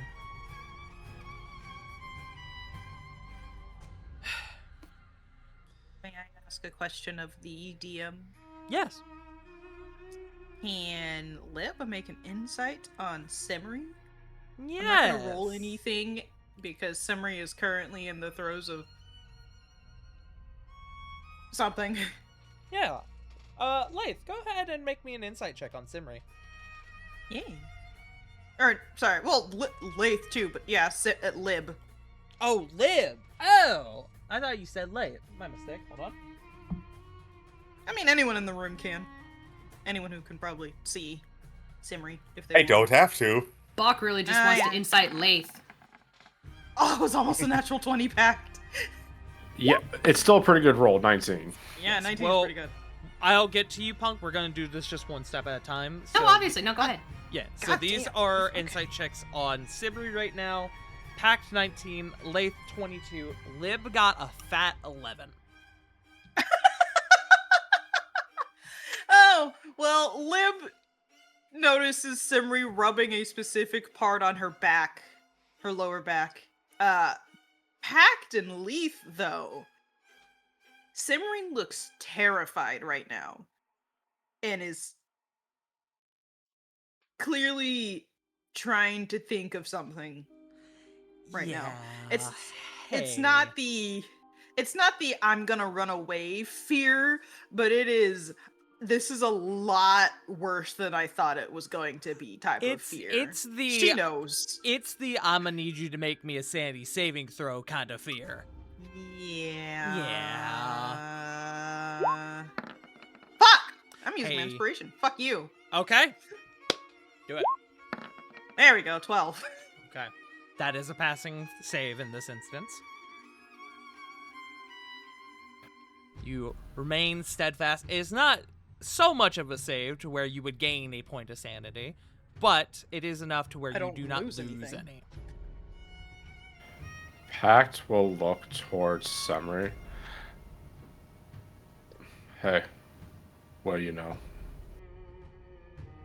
Real quick, before we get to that, also, I believe we just lost CG. There's CG. He's just coming in and out, yeah. CG, Error? are you good? Hey, buddy, you good? No. It's being Yeah. taken by the basement. Yeah, my headset decided to just tag out for some reason. Continue. Sick. Oh, rude. Just real quick before you press that pact. Punk, you wanted Bulk to roll a insight on Laith? Yeah. Okay. If I may, what are you attempting to insight? Really just seeing if he's surprised. This is weird. Bach doesn't trust churches, really, but that's just because he doesn't know much about them. He's like, really? Yeah, okay. Go ahead and And he's just roll- thinking, oh shit, they're not paying enough. But what about you, the other member of it? What do you think? Go ahead and roll me insight. And then Laith, if you wish to, you can roll Another dirty 20. you can roll persuasion if you are attempting to convey some sort of message or deception if you wish to hide your true nature in this moment. Laith Or- would really have nothing to hide. He would genuinely probably be very upset and shocked to find out that someone had gotten, loose when they weren't supposed to be. And that some of your friends in the Iron Covenant were churned. The sigil Yeah, of the Iron Covenant is very distinct. The Iron Covenant. Sorry, I just fumbled. Not a die, but my flash drive that I've been messing with.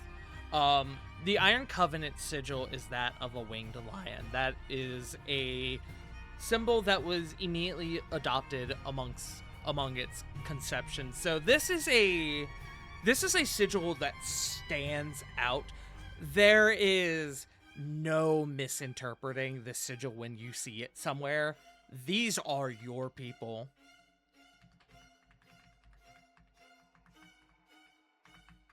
Laith, you know that not only have the Iron Covenant adopted the sigil as adopted the winged lion as its sigil, you've also for more of the expert members, some have adopted winged lions physically. Many of them using them as many members of the Inquisition using them as companions and mounts.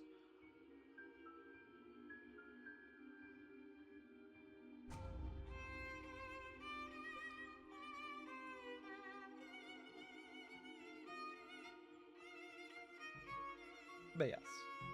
So, to jump back into Bulk's insight check, Lath does seem genuinely surprised. Lath, you are welcome to elaborate on it more if you wish. Lath is also having an internal crisis of Lib said not to say anything about this. However, a prisoner has escaped that they were supposed to keep an eye on, and the Covenant doesn't know about it. And Lath is you can see Lath is like Stressed. Hey, Lath. Guess what I'm gonna need you to make? What I'm gonna need you to make me? That's a sanity Is it a check, gamer. sanity? Sanity save and throw, please. Oh, hey, that's a 10. That is a pass. Just barely. That is like, yeah, just barely in this instance. You steal yourself. You do not gain a point. You do not lose a point. You resolve. You remain. With that, Drink iced coffee. Panic Panic attack. with that, Pact, you had a question for your anxiety is calling you. Pact, you had a question for Simri. Yeah, he'll look towards Simri and say, "Hey, what do you know?" She'll kind of bristle a little bit, coming back to reality.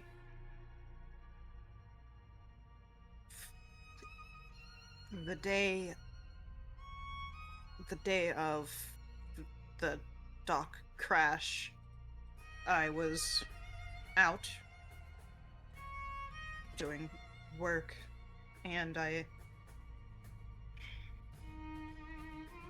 found someone very suspicious. Logically, I followed them, trying to see what they were up to. And I'm pretty sure that might have been Brooke Ashford that I ran into. They mugged me by paralyzing me with poison. But Strains up as you're saying this. You're positive. I mean, if they do they wear a mask of any kind, one that changes their voice, nondescript clothing is pretty much all they had, but their voice was I couldn't tell if they were male or female. As you're saying this, Lib is now leaning forward again. Her head kind of hangs.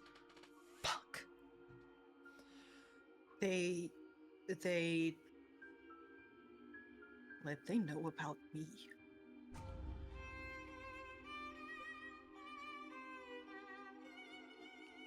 She looks at you curiously. What do you mean by that? Fucking Simri just looks at Lib like you know.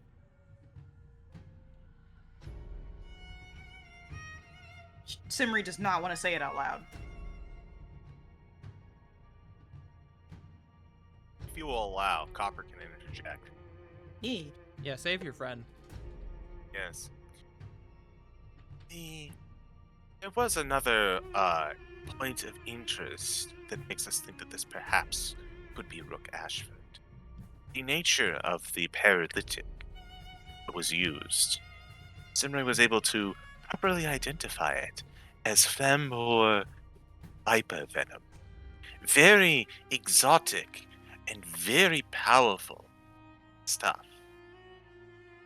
If the Scarlet Butcher is as skilled as they are with paralytics, it would make sense that this arrived with them. More than likely given to them. If I may, I'd like to put something forward.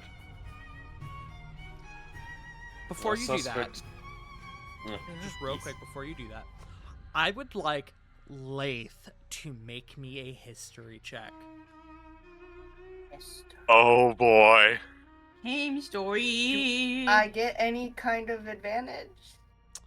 I'm trying to determine.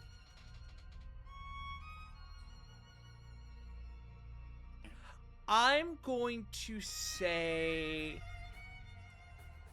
Hold on. Head. High or low? High or low, River? Low. That is a 52. You are rolling it Oh. straight. No, no, that's homophobic, though. Yeah, God forbid. River can't do anything straight. Yeah. The fuck do you mean? I'm too gay to do shit straight. That's a 9. You're welcome to use inspiration, or if somebody wishes to use inspiration in your stead. I'll use one of my inspirations. I have two. Okay. Ah.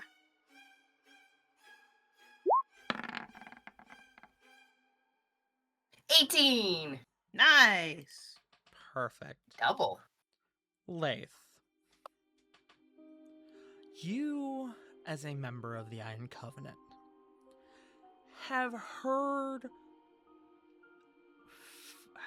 whispered rumors that for those sent on missions where could be described as borderline suicidal, sometimes small doses of Flambor Viper venom will be given as a capsule in the event that someone needs to prevent themselves from being captured. It is rare. It is exceedingly rare. You've never been given one of these. However, you also assumed it was a rumor. Yes, a cyanide tablet.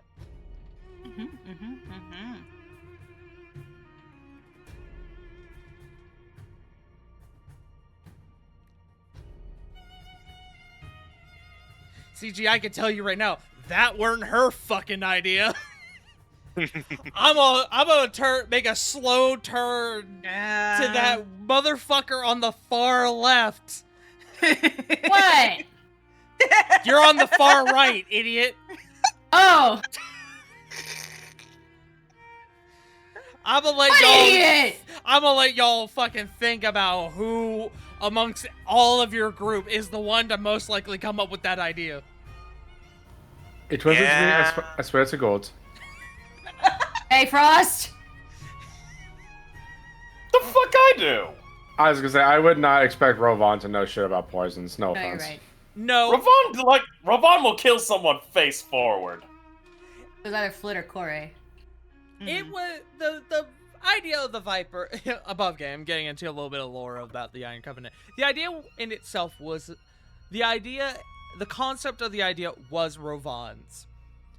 It was I told you! It was Corey's idea to use the Flambor Viper Venom, though, for that idea. Specifically, the Viper Venom was Corey. Yes. What Yes, about Corey. if they had a tablet to kill us? I was like, oh, Flamboyant Viper! Because Corey That's a was brilliant one of the only people who got to experience the Flambor Viper Venom firsthand. That sucked. Fuck you. Yeah. Yeah. Oz. But yes. We're very far afield. We should reset it. Yes. So, Lath, that is the information you gather with that history check, is that if Rook Ashford likely had Flambor Viper Venom, it probably actually came from the Inquisition agents who were on the ship. And that's really awkward.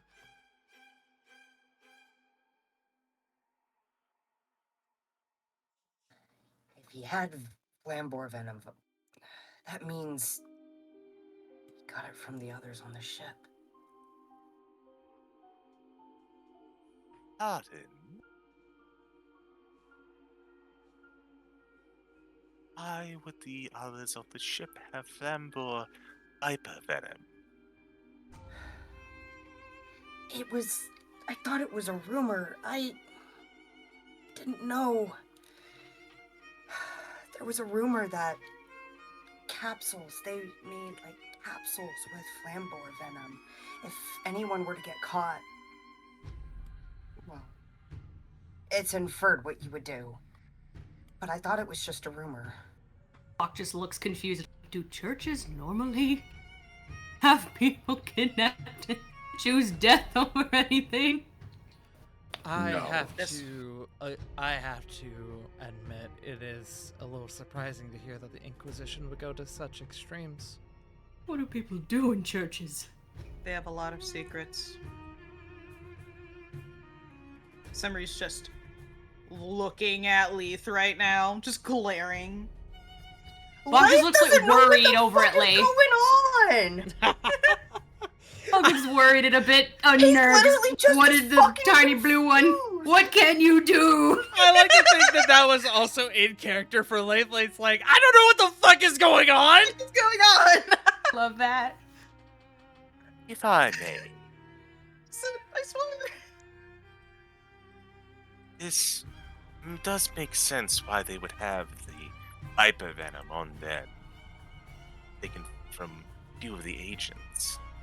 That also does, put some pieces into place. I believe we are aware of how they arrived. How Rook has made their way into our fine city. But not so much where we come in. Ashford is dangerous. More than that, they're smart. As long as they roam Blackwall streets, not a single person is safe. And if they attacked you, Simri, there is a slight drop of venom behind her voice there. I need you to make me an insight check, please. Okie dokie. Oh boy. Wow. Oh, that was almost a natural one. 16. She has definitely flagged what you said a minute ago. No, forget about it, dude. Don't worry about it. Can I roll an insight? I Yeah. want to see if I can catch that too. Yeah, absolutely.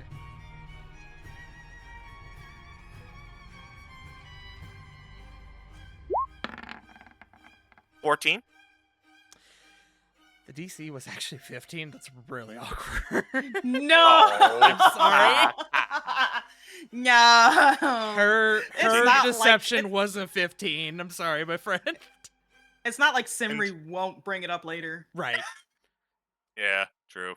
But Continue. yes. As long as they roam Blackwall streets, not a single person is safe. That is why I've come to you all, because I don't know who I can trust. This was a well-kept secret between Blackwall, the Inquisition, and Reichenberg. If somebody broke Ashford out, that means that secret wasn't as well kept as we initially thought. Simri takes a moment and is like, wait, weren't you supposed to interrogate us that day? Yes, I too have thought about the captain's involvement.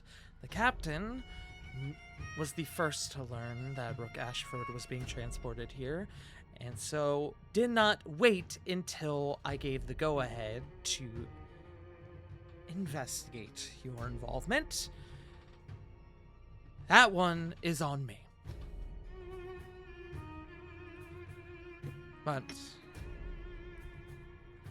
regardless, what I need from you all, I want you all to put your heads together and turn over every stone, uncover every dark corner of the city until you find any information on the whereabouts of Ashford and their accomplice, and report it to me. I can't ask you to engage against Ashford, because frankly, I don't think any of you would survive. If that's Then you're going- the case- Go ahead. No, go ahead. Go ahead. Then I have good news for you, First Lieutenant, as inroads into that exact quest have already been made. For our interrogation, I admit my curiosity got the better of me. And I've decided to use some of my resources to try and locate information on Rook. That is another reason I came to you. I'm glad you're already a step ahead. Simri just moves from her spot over to Lib and hands her the original note that she got. They gave me this after they paralyzed me and left. We Her have been pondering its significance for a few days, but have come to no final conclusion as of yet. The captain has my copy. This is the original. Her eyes glaze over the text for a moment before she gives it back to you. I was wondering where the captain got his hands on a riddle such as this. You're the one who gave it to him. Well, I guess that brings me to my next point. My suggestion: decipher this riddle, and you'll have your first lead. Simri doesn't say it out loud, but her face is just going as she walks back to her spot behind Copper. Like, no shit. I unfortunately have to admit that the riddle has stumped me as well, but if I come up with anything, I will be sure to let you know. May I take a look at it? Yes, please. Simri, yeah. It is safe to say Yeah, that since we have to. at this moment, I would like to say that the riddle has been revealed to the entire party. You are now all aware of it and its contents. Bun, why don't you read it out once more for everyone, for the folks Yeah. at home? And after that, I want to do a thing. But says, Uh-huh. Simri will say, when does a hawk become a dove? When does a dove become a raven? And when does a raven become a swallow? And Simri, after doing that, wants to go check the front around the store, just doing a perimeter check. Yeah. If it's all right, Mhm. Copper is seeing as Samurai is about to go out. Copper is actually going to hold onto like her coattails and says, "Please, it might be better to stay. There might be more pertinent information." And he is going to swirl his hands, and mist is going to appear. Friend Mist, you would be so kind to scout the perimeter. We have very sensitive discussions being had. Remind me, does Mist speak common? Yes. And can Mist be heard by others, by others, or is it just you? Yeah, they are fully vocal. Okay. So you all hear this this little sprite-like figure kind of hunched over like a little, yes, mister. The will be done. Mist is going to scamper. Simri Pack will just- back to her spot. Pac just watches that happen, and he just sits there with the concerned look on his face. Like, you could just look at him and read that the thought of in his head going, "What have I gotten myself into?" So, order of operations here, real quick. So, we're gonna do this thing with Mist real quick. Gonna go to Pact, then gonna go to Solomon. Sound good? Yeah. Yeah. So, you're sending Mist up front. What is Mist just doing a perimeter check, just making sure the coast is clear? Yes, keeping an eye out for anything strange or anything potentially dangerous while invisible. Yes. Going to the front of the store immediately, seems to be no immediate signs of danger, but go ahead and make me perception or investigation, your choice. Look up the appropriate stat block. That would be helpful, yeah. Hey, why is the stat block so far down? Not really good in either end, so we'll just go with a perception. Oh, with his special eyes. Pretty good. It's a 14. Again, no immediate danger looking out into the front of the shop. Mist will scamper and actually approach the window that looks out into the street, and the clusterfuck of snow that is out there. Taking initial looks, there's no one currently passing by the store at the moment. Looking up, there is an owl that is perched in like a little nest, kind of like in a small alcove. Not even a nest, just like,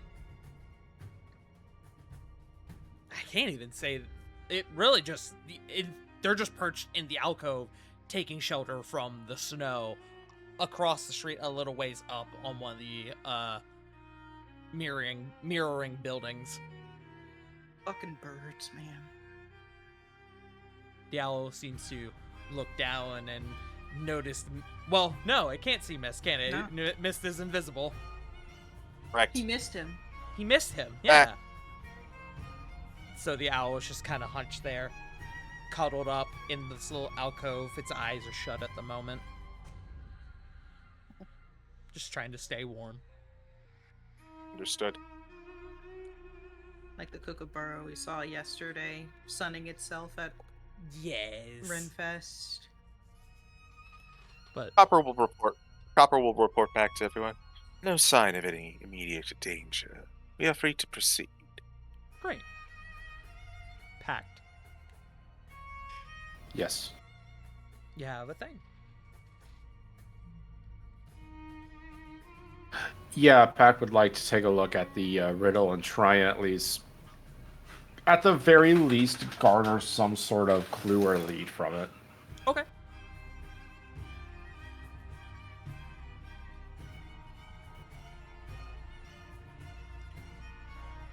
What would you like me to make a check on that, or because I've got a theory above game about what it's about, but if it's something tangible, I'm not sure how much it's going to be, how accurate it's going to be, you know? Okay. Why don't you go ahead and DM me your theory? Uno momento.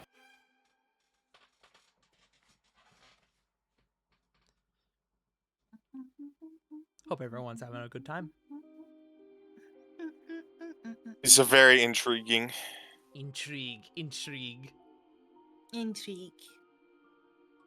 You can't see it, but I'm stimming. Yeah? Yeah. And sent it.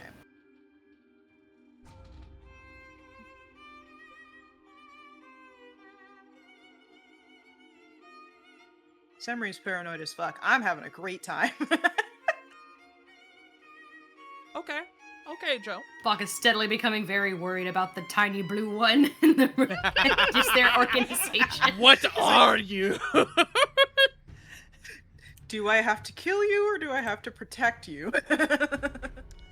I'm gonna say no check is required for you to, because it is a theory, no check is required for that on your part, Pact.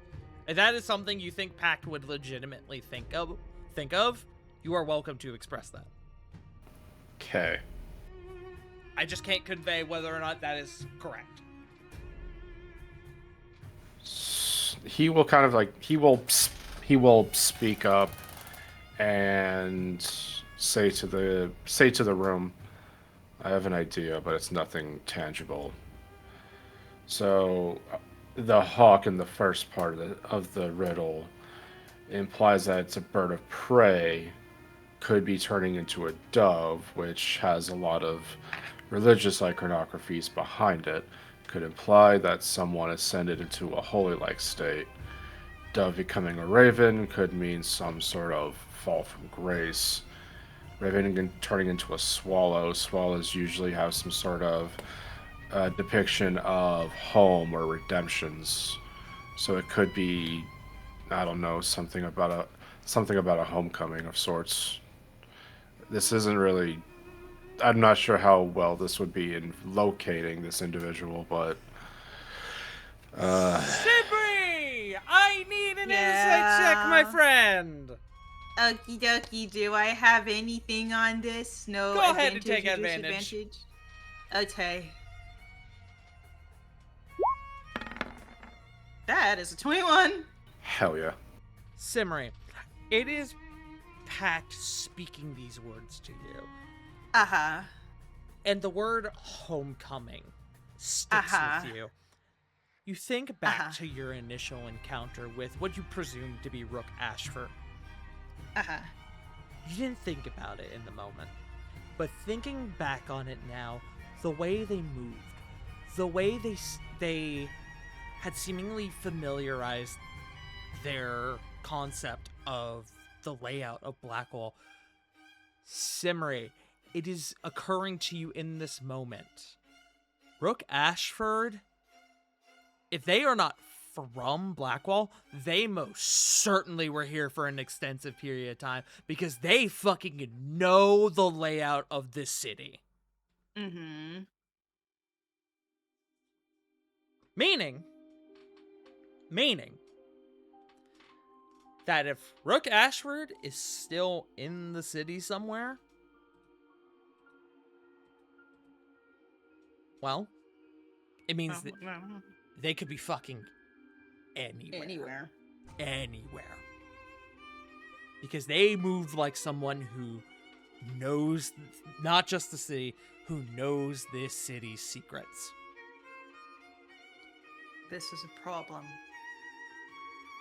Following them that day, they moved not only like they knew someone was following them, but they knew every street better than anyone who's lived here for years. That means they're either from here or they were here long enough to familiarize themselves with it, which would stand to point that this letter is about them coming back. For those of you who are familiar, who rolled successfully on your history check for Rook Ashford, the Scarlet Butcher, you know that the majority of their crimes were in the northern part of Gaia, which is now Baldur. It would make sense that Rook Ashford spent an extended period of time in Blackwell or maybe even Reichenberg, and to the point where they became very familiar with these cities. This information that's being relayed to you all makes sense.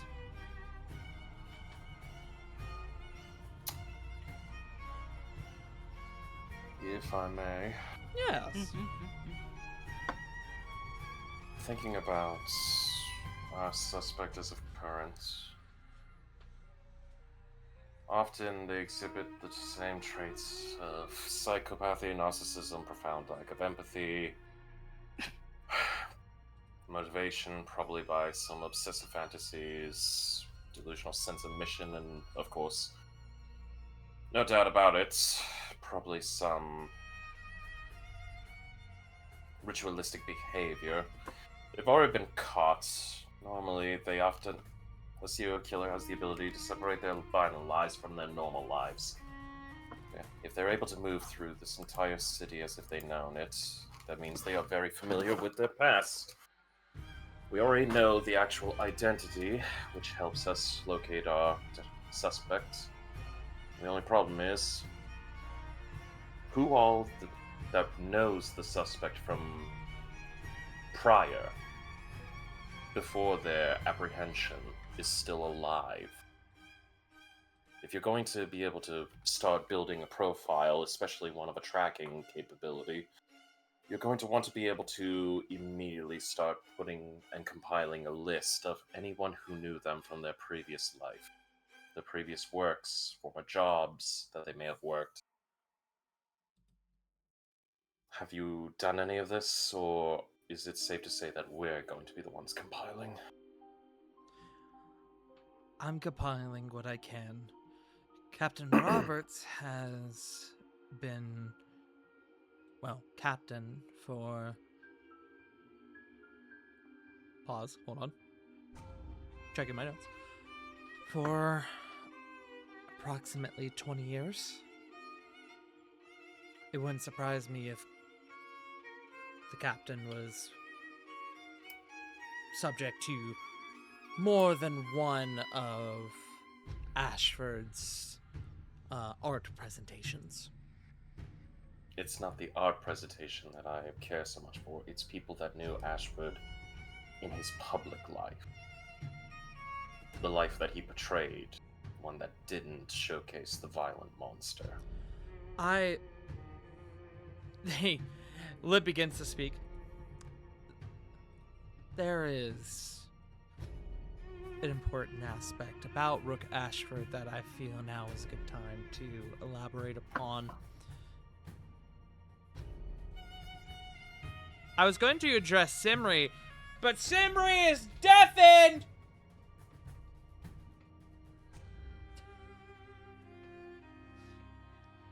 Hey, Simri. What's up? Hi, I was yelling at you because you were deafened, and I was gonna have Lib say something to you. That literally said at me, but yes, hello. You mentioned prior that when Rook Ashford attacked you, that you asked about a mask that distorts the voice. Mm-hmm.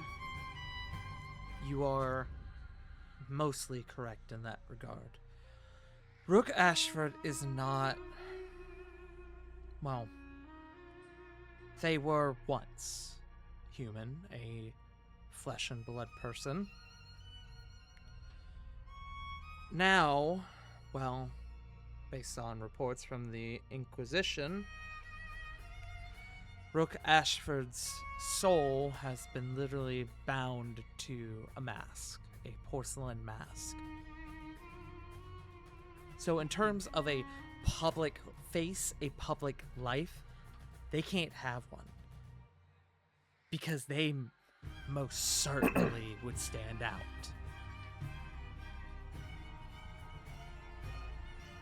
Of Hey, course. does that sound a little familiar with things that Simri were around at a certain point in time? In what regard, bud? I don't know. The stuff that I can't say. Hold on. Ing.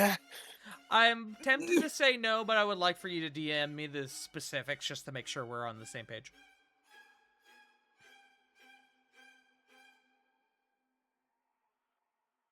Yes.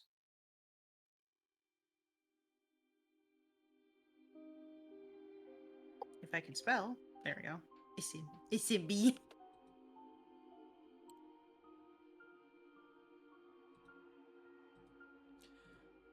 Okay, we are on the same page. No, this does not Okay. seem reminiscent to you. Cool.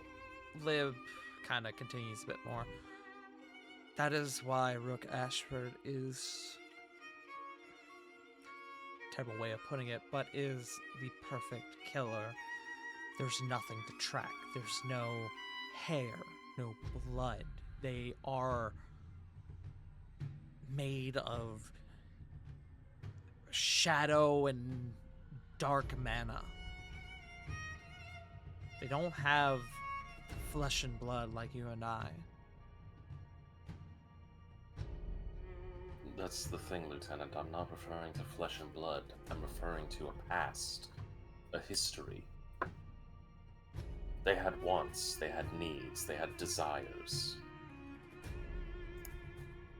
Power and control, fantasies, rituals. We all have habits.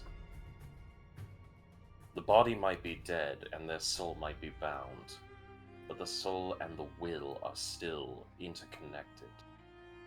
What I'm trying to ask is if it's possible that maybe that they might go back to old haunts. And if so, were there people that they knew in life? Not victims. I mean, individuals that they might have associated with in their life before this. And if so, if they're still alive, we need a list of where they might be at. It'll help us start to build an even greater profile on them. Everyone who has known Rook Ashford in any sort of aspect prior to their capture by the Hellfires, or not the Hellfire Assembly, prior to the capture by the Iron Covenant, is likely dead. I can look into information about old haunts, as you put it, or even people they may have known, but I'm sure that information will return with nothing. Even then, it's still worth something. If we can start building up a profile, especially upon what their life was before they got caught, it helps us to be able to figure out what their patterns, their motivations might be. They're targeting Iron Covenant members. They have a hatred for this organization, meaning that they'll be more than willing to hunt down any other individual. And if that's the case, how many members of the Iron Covenant are not only within the city, but are active on this side of the continent? Lath. Hey, Lath. Lath, you know that you are the first here in Blackwall from the Iron Covenant. You do know, though, that the Iron Covenant does have a solid foothold in Reichenberg, the capital of Baldur. In fact, let me pull up the map real quick. Right about, I don't know, there-ish. Oh, hold on, there's a dice in the way. There-ish. I know that I'm the first here in Blackwall. I was sent here to be the foot. But Reichenberg has the biggest foothold.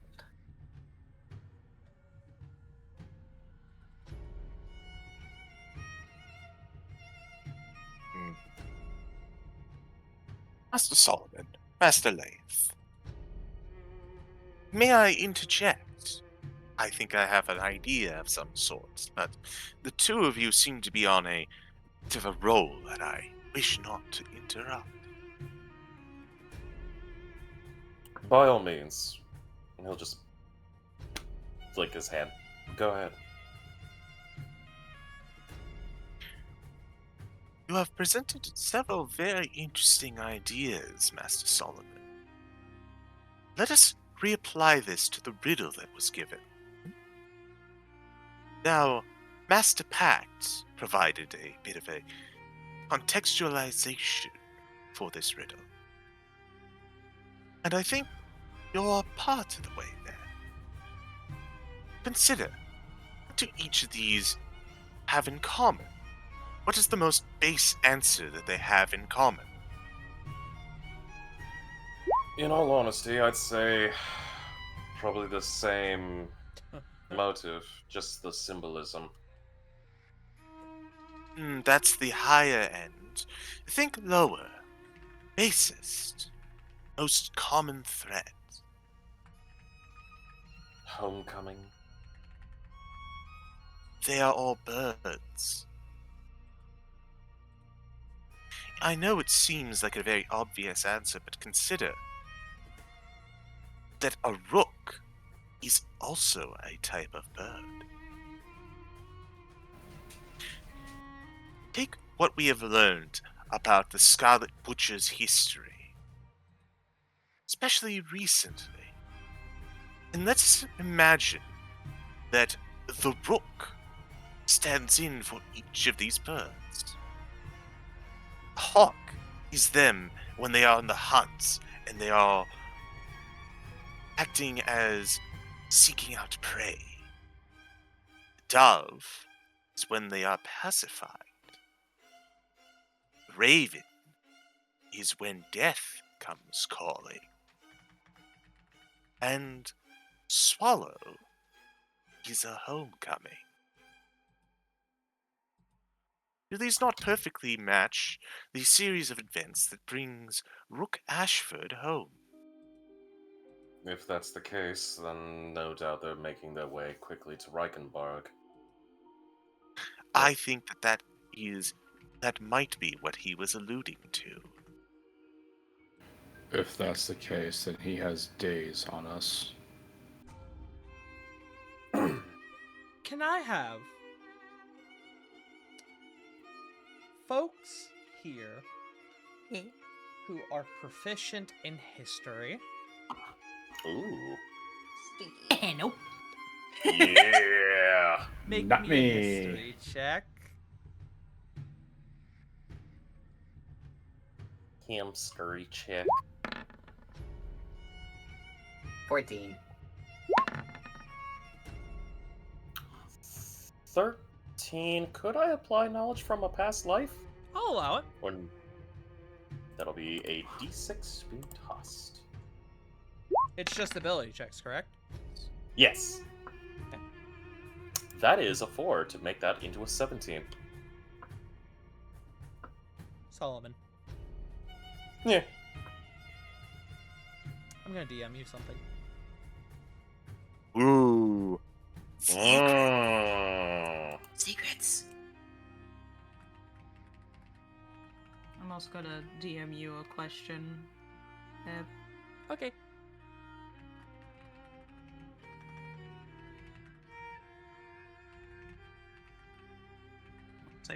Once I read correctly, once I learn how to fucking read. Oh, well, then you're fucked. I know, God.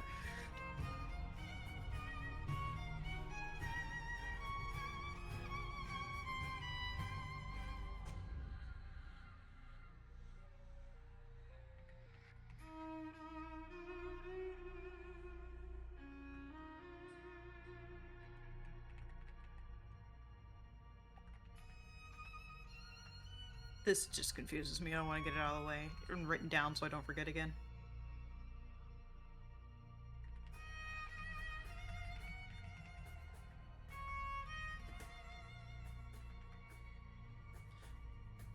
Let me look at Bun's thing real quick, just because I'm trying to figure out how to word this thing I'm saying to J Frost. I can send you a screenshot. Yeah, why don't you send me a screenshot of that just to make sure I'm just confirm That's with not the wording. you. That's CG. There we go. Hi.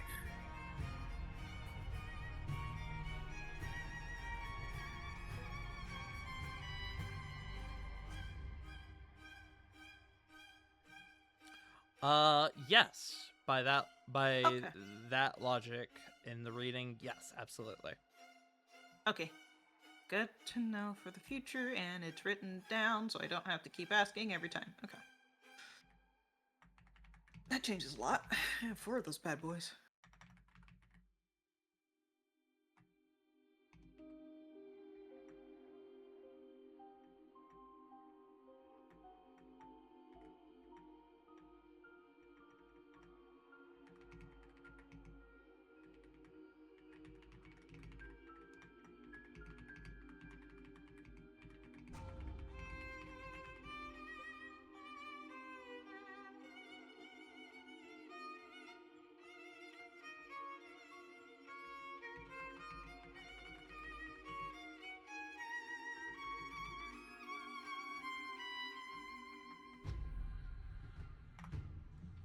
There you go, J Frost. Okay. Well, I had to I fucked up there at the end. Hold on. You're fine.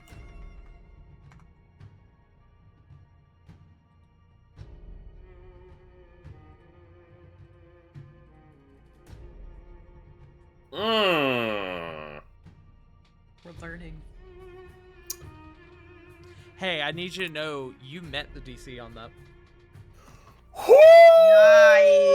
Oh, the knack coming That in. is- You the- needed lives. 4 or higher to get that. There's gonna be a couple seconds where he's just like mentally thinking long and hard about it and goes. That's with homecoming. Clock tower. There's an old clock tower here in Blackwall, isn't there? It got refurbished into an aviary for mail. I would like everyone who is a resident of Blackwall to make me a history check. Sorry, Does that include Hello. Paul? yes, it would include you. Okay, I say like I think he came from the Actually, outer territory, I but no, will that makes give- sense. 5. I will give it to Lath as well. Shit. Come on. So basically, this is a history check for everyone but 15. Solomon. Damn it! 5. It was almost 15. Hey, 20. Hey, let's go. Bulk, Oh, we wait. haven't needed to send mail because we don't want to talk to anybody. Yeah, you're damn right. He's like, people talk to. Oh, I guess they would. Yeah, This it's not is like a- I would either. This is appropriate because Pact, Shimmery, and Bulk, y'all are familiar with the abandoned clock tower on the southern part of the city. Y'all didn't fucking know it had been refurbished into an aviary. Copper, you use that aviary to get some of your fucking messages to your informants. Yeah, I do. Lath, that aviary, that clock tower is on the map, the official map of Blackwall, labeled as the Messenger's aviary. I'm gonna kill so many birds. I swear to God. The messenger's aviary.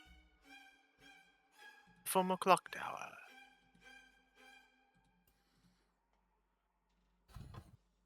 That would be our best to start with. Hold on. May I ask why? Hold on. There is still one piece that when Rook was giving me the letter, they specifically told me not to follow them unless they wanted some secrets to come out. I won't say what they are. However, before this, the reason why I started following them, Lib, was because they were watching Leith while you were talking. And then, most likely while you were talking, and while Leith was originally going back to the inn.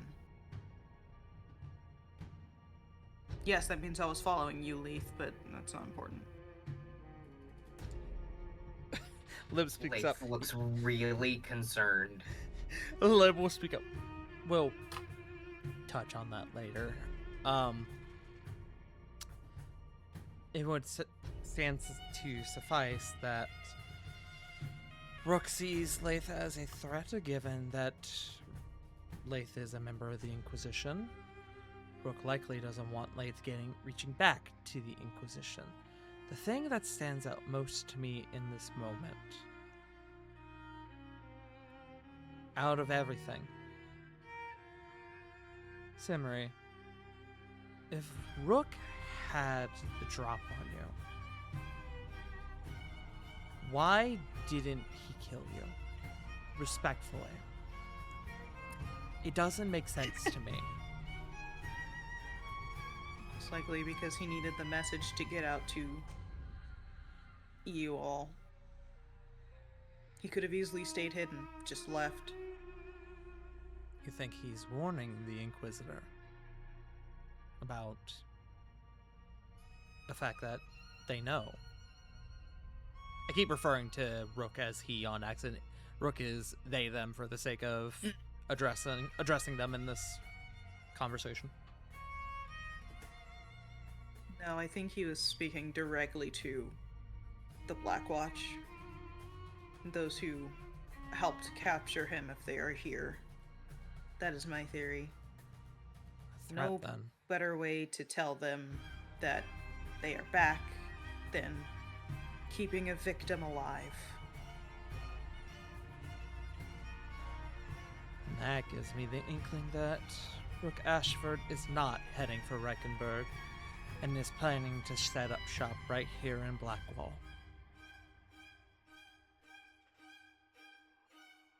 Haunting. Some of the night owls are looking out. Nesting. God damn it. I mean, fair. Shout out to my homies, the birds. Somebody will say some of the night owls are keeping an eye out.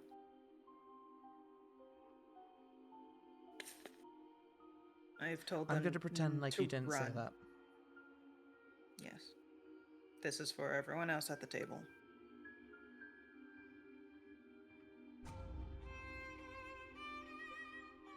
May I return to a previous topic of conversation?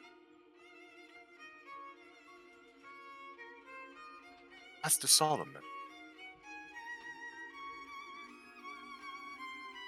I would like to know what the significance of the messenger's aviary is. I would hear your line of thinking. Information is key, information is power. Knowledge itself is one of the greatest aspects of power that can be defined. Information that can be collected, intercepted, and utilized. It happens to be some of the most important, especially for a network of any individual. In my personal belief, I would say that setting up a base at a messenger's aviary would allow one to be able to intercept any communication, whether it be standard or more classified, especially for things that need to be expedited and kept on the hush-hush. But, more importantly, it acts as a public network, one that can be tapped in readily and, most importantly, read at one's own discretion. Can I have everyone, every single person here at this table, make me a flat wisdom check? Wait, 19. 12. Ooh. Everyone? Yeah, everyone. Give me a second. Actually, I'm sorry. Not Copper, not Simri. I'm sorry. No! I'm sorry, Oh. bud. That was a good roll. That was almost an at 20 again. 9. I'm sorry, bud. I can't believe you Oh, did that to accidentally me. Well, save. actually, no, I will Balled give this them. to Copper and Simri as well, because I realized that... I'm sorry, dude! I'm Stop playing with assuming your there's, feelings! I'm assuming there's no way to roll with advantage. Not in this instance, no. Shit. Unless you have inspiration. I'll tell you, above game, the only reason I would give anyone here advantage would be if somebody had the keen mind feat, which none of you do. Nope. I am In fact, if wasting somebody had the keen inspiration. mind feat, I wouldn't even make them roll. I think I have an idea about this, but continue. Not even if he levels up will he get that. It just doesn't make sense for him. Pact and I Simri. think that- Uh-huh. Uh-huh. Y'all think for a moment. Did Lib say that she sent the letters out to your group to meet here by messenger owl? Fuck! Oh no. Simri just looks at Lib right now.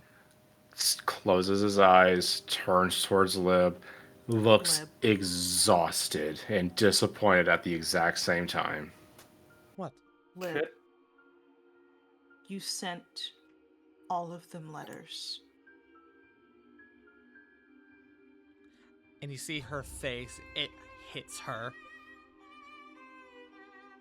Wait. I have to go. To be fair, how could we have known at the moment?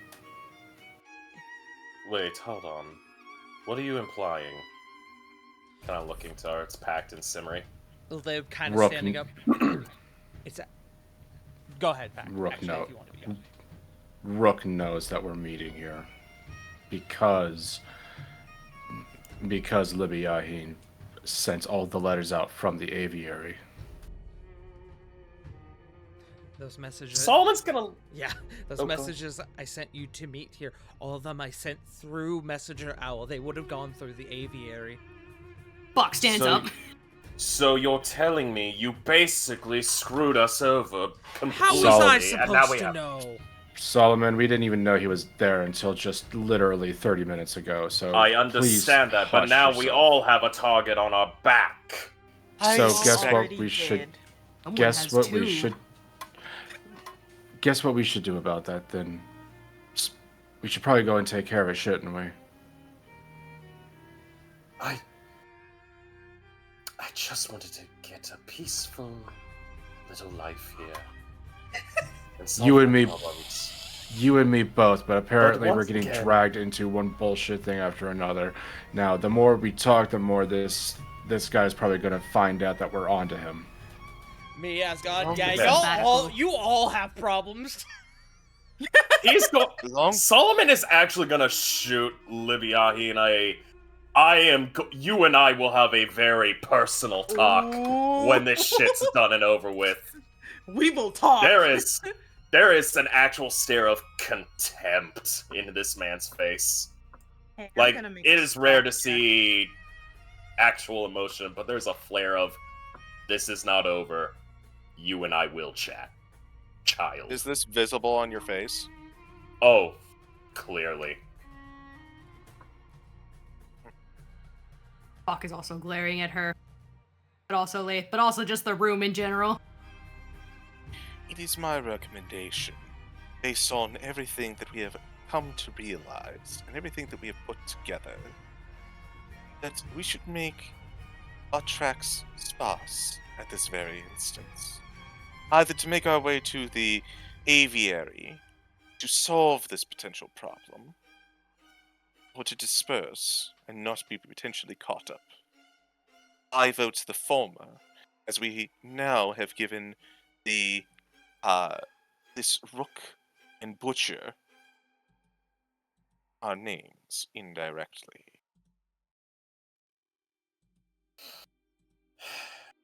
We stick together for a temporary bit of time until this situation has been handled. No one Sammy's goes gonna anywhere make a alone. stealth check. Hey, Samurai. Mm-hmm. Solomon will look to you first and go, I have a question for you, but I will save it for when we are in a more protected space. And then she just disappears as I'm going to make a stealth check. I say disappears. I say she slinks into the shadows. 24. Are you attempting Slinks to into the leave in this books. moment, Simri? I'm not attempting to leave. Simri is checking upstairs. Okay. Absolutely. Pact would like to...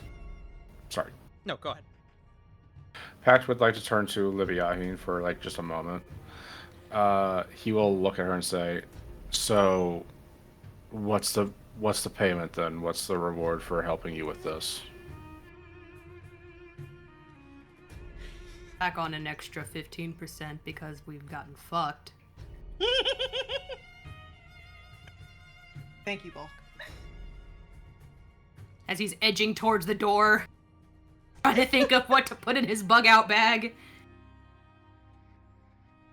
Libyahin thinks for a few moments. I will make sure that that Lord Harrow Novak knows of what you did for the city and compensates you monetarily for the matter. I'll see to that myself. More than that, you'll have a massive favor to be cashed in by myself and the Black Watch. Obviously, I can't pay you in this moment because I'm trying to keep this quiet. But if we succeed, money shall not be a problem for you, my friend. See, that is nice and all, and a favor from somebody powerful is definitely nice, but what I'm asking for right now is mostly just I will agree to do this if you and your guards keep the archangels off my back. I need them gone and out of my life as if they never existed. What do the archangels have on you? That's the problem. I don't know. According to them, I stole something. Didn't do it, obviously. And now Malachi Draxus wants my head on a silver platter. Traxxas. You're being Yes. hunted by a member of the inner circle. Yes. Now Bach's worried stare turns from Link to Pat. Bog at this point is overstimulated. Like, what the fuck? Come on, dude! Oh my god, I just want to work and eat and live. What the fuck? Packed! Where is the package right now? Oh, it's with him right now. It's probably like not. He's probably hanging onto the box. Mm. Do you show it? No, what he's gonna do is he's just gonna hand the box over towards Lib. Let's just say I got a small little care package from the lieutenant. She's kind of holding the bundle in her hands. I'm gonna give her just an investigation check. It's best if you look at that when we all leave. Right. All right then. Wow. Now Liv's carrying it. Yep. Now Liv has a severed hand. An extra hand. Here, since you gave us a gift of unsettlement, have a Right. gift too. A bloody goddamn hand. You'd figure it'd be frozen at this point with the blizzard. It Yeah. probably is. The at bleeding least- is That's at probably least- why I didn't get Soft, soggy and bleed through the blocks. Yeah. Mhm. It went from a red tiefling to a blue tiefling. Oh goddamn. No! Purple! Purple as blood congeals. Sorry. But no, Reno. No! Anyways, Anyways, with that, Lib will look to you, Pact. Myself and the captain, as well as the lieutenants, have been trying for a long time to figure out where Azrael is hiding to take down their whole operation. I can't promise anything, but I can most certainly tell you that I will do my best. That's the most I can can offer. I can Keep- vouch for the first lieutenant in this matter.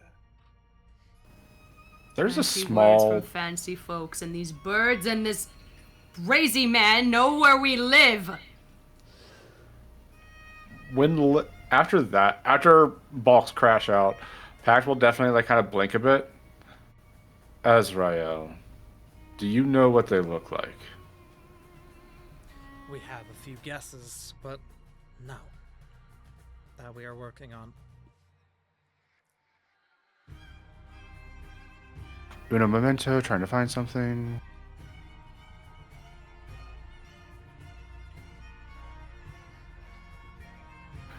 Would the common theory be, I don't know, woman in her late 30s, 40s-ish, auburn hair, tanned skin, weirdly tanned skin for such a cold climate, and let's just say a weirdly enough cheetah print scabbard on her for her sword that's affixed to her back.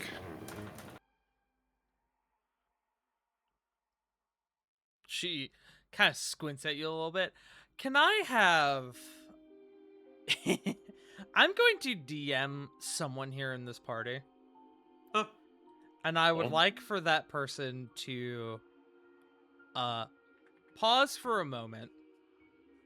Don't say anything. Everyone shut up. I'm going to just mess with somebody's sheet here for a moment. Give me a second. I'm going to roll Everyone- something on someone's sheet for them.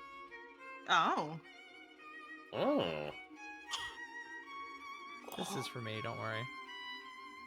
Whoever Oh, you'll know it's you. Just nobody say anything. Well, yeah, obviously. Excellent. Just rolling something for someone.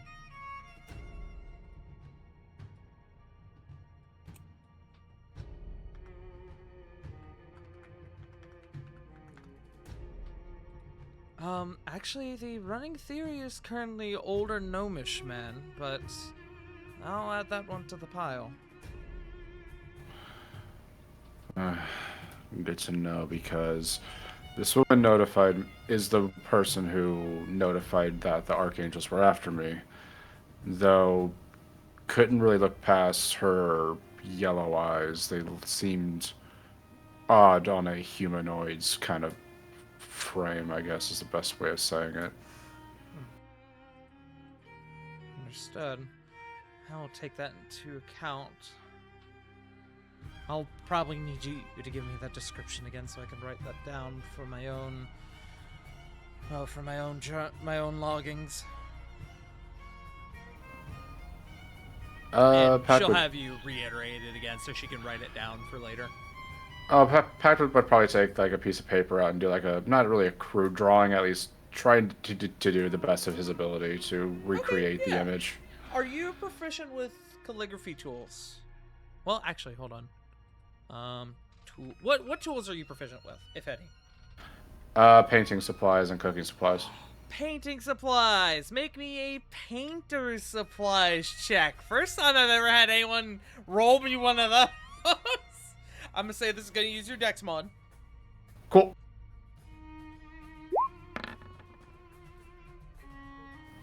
Eight. Stinky. Oh, the cold froze the pains. I'm gonna use my inspiration to reroll this. This is important. Perfect. Smart. You got this. Can the entire group see this? Fuck.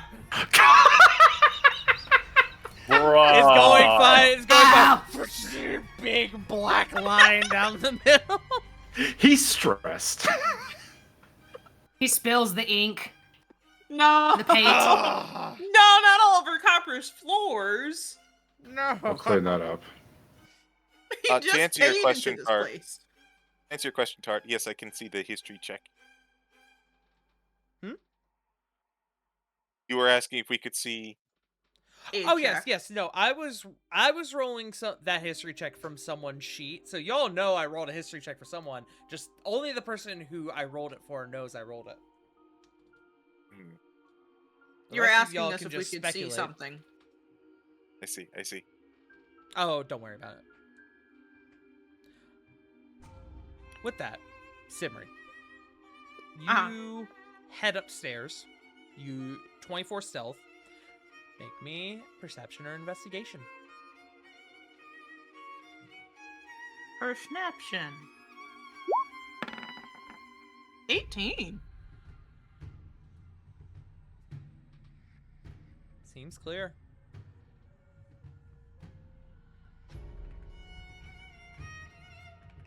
Simri's just gonna stay there for a bit, just to listen.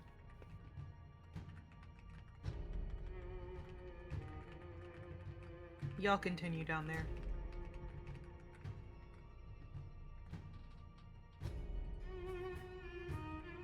What is everyone else doing at the moment?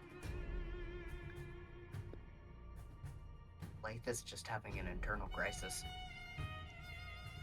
Yeah, you know what? Actually, while we're here, can I get a general sanity check from the group, actually? Can I just have everyone roll me a sanity save? I feel like now's an apt moment for it. Everyone's freaking the fuck out.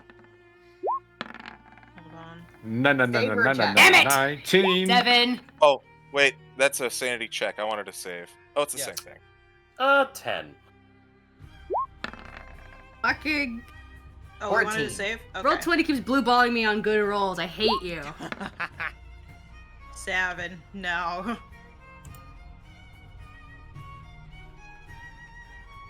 Also, I sent you a D. Okay. Yes.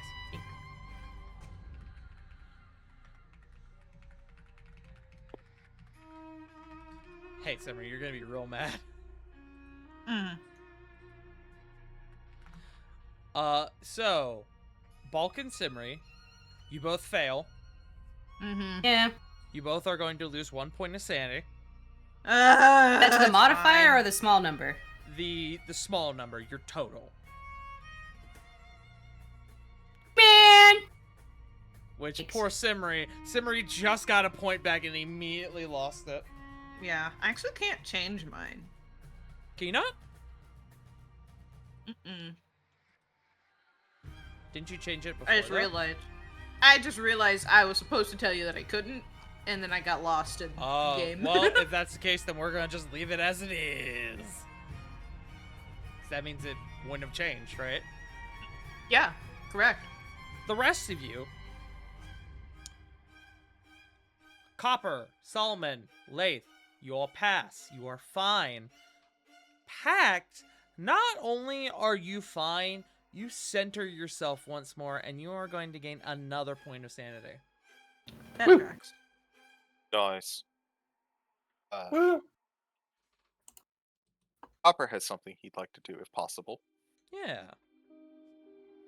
Same with Solomon. Getting the kind of vibe that's going out amongst everyone, Upper is going to hop off of his crates and he's going to walk around to everyone. He's actually going to start with Balk, I think.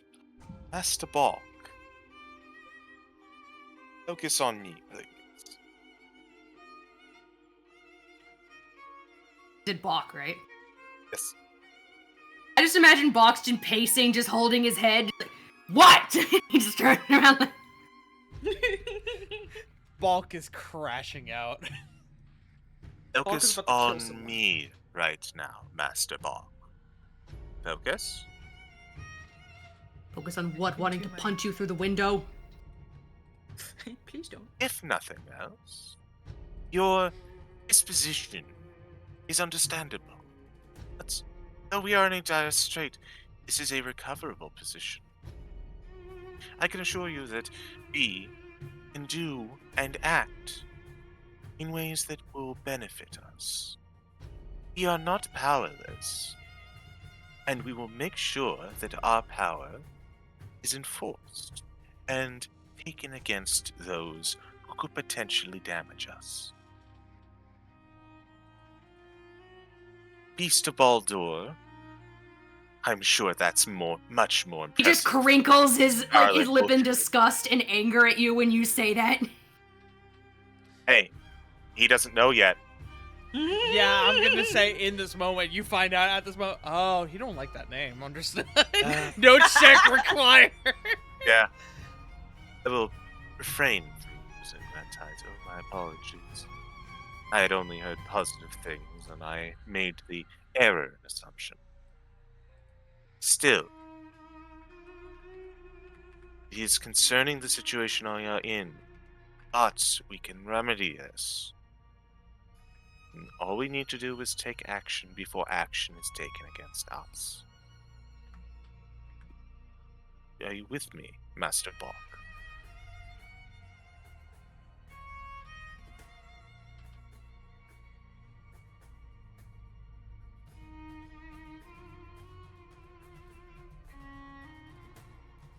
He ceased pacing, but he's just gonna angrily lean against the wall instead. I'll take that. He is going to look on over to. He's going to look on over to Pact. Master Pact.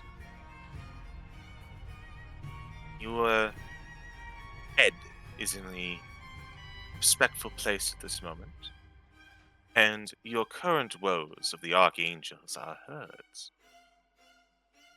I can vouch for the first lieutenant, but I can also offer my services as well if needed in this endeavor. I am quite skilled in information gathering, and it seems that you would benefit from such a thing at this very moment. if His magic. Semri didn't offer the exact same, if Semri didn't offer the exact same thing, not more, but a couple of days ago, I probably would have told you to go shove yourself in the next box. But at the moment, I'm just gonna have to say, drop this master stuff, and we got a deal. We have enough people Respectfully. slinking through the shadows. Having more Respectfully. doesn't fill me with confidence, but fine. Respectfully, Master Pact, I cannot do this. Pack. Roll an insight on this. I was about to say, Pack, roll me insight. Get a good. 24. Nice. Whew. CG, I'll allow you. Copper is being literal. Copper. In what way? Copper He cannot. physically cannot refer to you as anything other than master. Air. Yeah. He'll look towards Copper, and he'll scrunch his face a bit, but Pact will kind of mention, it's just the term master is referred to someone of a higher station in my country, and anybody lower than that is to not be called such. That's much like Lord or Mister. Well, not Mister. Sorry, I'm uncomfortable. It's as if you're referring, culturally speaking, it's something that I'm not. I guess is what I'm trying to say. He's so withdrawn right now. I hear. I was like, I didn't expect this. I hear your concern. Regretfully, it is something I am afflicted with. For now, though Copper, it may there's or a may tickle not in the be- back of your neck. Yeah, I have a feeling about that. He's going to bite his mental inner lip. He is going to let that slide for now. Think of it this way, then. You mentioned that Master is one of a higher station above others. I am but a lowly shopkeep and kobold. Therefore, I am underneath your station and can refer to you as such. And yet all I am is a common sellsword with just a better backing, in a way. Or we'll argue semantics until the day is gone. Trust me on this one. Very well. Then I shall drop the issue for now. And in the meantime, you seem to be of sound mind, and I have seen that you have interacted with Master Bach, more than myself. I would like to be a reassuring presence for Master Bach, but if I cannot, would you be willing to step up for me? Looks towards Bulk. Looks back towards Copper. I'm not gonna lie to you, this is the first time I've seen him so razzled. And It's me, Razzle. Shut up. He's no- looking over at Bach, and Bach's just giving him like worried looks between him and Lace, just like, oh my god, oh my god. so to say this is a surprise is an understatement. Best I can do is be there, I guess. This is deep. This is more involved than I'm used to currently. Hey guys, I'm gonna make a roll accept for something this. real quick, because y'all are in the middle of an in-depth conversation. Huh? Those of you with higher passive perceptions, while you've been having this conversation, a couple of you have noticed Lib step out into the front room of the copper piece. Most They of you desire. don't pay it any mind, but then a couple of you, actually all of you, as this conversation is going down, you hear, "What the hell?" I But don't know what to say Jump in the box. while she's up there. Oh. As Yeah. what does Lib Sibri walks see? in He with drops an the box and throws it at him. an unwrapped, severed hand. And she's looking at you, Pact, like you've betrayed her. Like, I wanted. So my plan to be immediately gone from the premises before she opened that has officially failed. Just letting you, everyone in this room Fox know. looking horrified now. why do you have this? I didn't want it if that helps. Well, that mystery is solved then, truly. The arm itself belonged to an agent of the Archangels, a red tiefling going simply by the name of Q. I asked him to relay some false information, and that's the reward, I guess. You see her lip, her bottom jaw, it's just hanging, just like in near disbelief. In disbelief, just she is shooketh. I told you it's serious. That is. I'm going to have to clean up a little bit on my floor, I think. A little bit. I'll help with that for the inconvenience. Well, now that's another thing I have to look into. Well, here's what we're going to do then. And she is going to take a burlap sack from inside her pack, and she's going to pop it on the table. Inside there are signal stones. They are attuned to each other, and everyone can add a signal stone to their inventory. The way these signal stones work is that they are attuned to each other. They're not like sending stones. However, if anyone remembers from last campaign where Lily and Genia had enchanted rings that could light up when one of them sends a signal to the other, this is kind of the same concept. One of you, whoever has one of these 6 attuned signal stones, and they are attuned to each other, you do not have to do anything for attunement on your part. As long as you have one of these stones, you can send a signal to the other stones in the set and basically alert each other for whatever. So it could be like in the basic Pagers. Yes, they're pagers basically. You're sending a signal to your friends. Yes. So Everyone everyone will come back. Everyone If can he go doesn't ahead see and anything. everyone can add a signal stone to their inventory. I need to figure out right now if you all are going to the Aviary or to, and you see she looks at the package, or to this fishing warehouse that this hand came from, because now both need to be investigated, and I can't be in both places at once. So, pick a place, you go there, and I will go to the other. And Is did it we all decide right? to fucking leave town? No, under no circumstances. Damn. I don't think you can stop me. You made him pull out his big boy Doorstop. voice. Whoa. Also, Look. Copper, I do see your thing. We will still get to that. Okay. Look, Don't Paul, worry, I haven't I forgotten. understand. I understand wanting to get the fuck out of town. I've been wanting to do that for at least 5 days now. But there's no running from a person like this. They will find you. And you're a big man, don't get me wrong.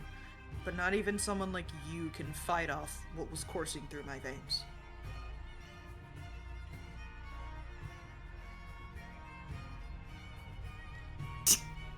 No, I don't want to give spoilers. Hold on. Let's real quick before we continue this, because I know J Frost has to go here in a second. Let's finish up the thing with Copper and Solomon real quick. We'll just say that Okay. this happened before what is currently happening now. Okay. Thank you. Yes. My apologies.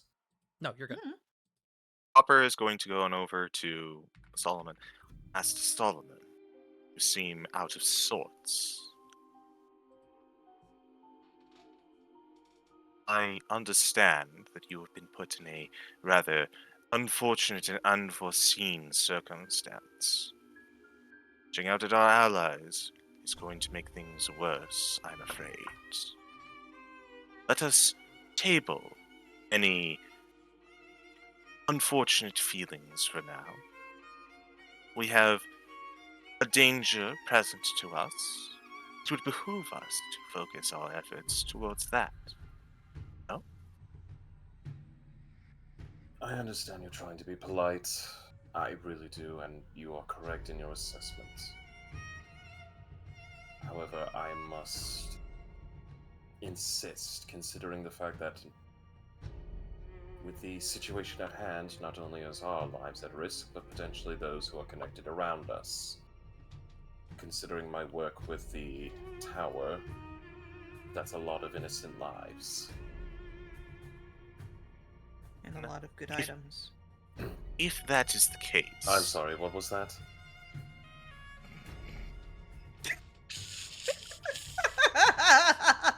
Oh. Sivri doesn't say it again. We'll have more to All talk. the more reason, Master Solomon, to make sure that this never becomes a problem in the first place. And to do so, we need to have our focus at full capacity. We will deal with one thing at a time, Mr. Copper, but until then, I ask that you keep this in mind, and I mean this of no ill will. I have very little reason to completely trust you all, barring the fact that we've managed to survive a single incident involving the undead. You do not know my story, I do not know yours. I'm not going to pretend, and I'm not going to try pretend. When we get a chance, I will inquire. Until then, please don't push your luck. And immediately from there, Boyle casts Mage Armor. Smart. Now, if you excuse me, we have a deranged lunatic on the loose that looks to be hunting down members of the Inquisition, and unfortunately for us, we're currently tied to one. Help yourself then, Master Solomon, as needed. You venture into danger. Though you may not trust us, or an unreasonable thing. For now, we have each other's back. And that's all right. We can leave the scene here. And Copper would like to go to Lathe if possible. Yes. Master Lathe. Unfortunate that we are meeting in such dire circumstances once more, but I have faith in your capabilities. We will get through this. You can trust me on this.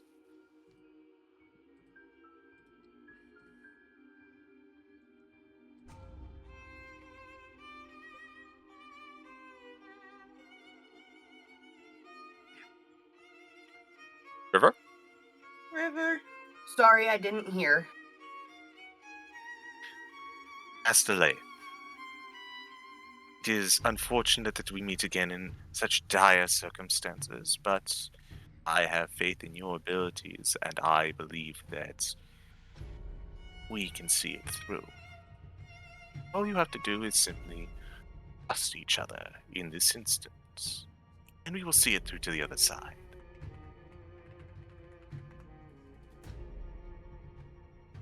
Is to what each other?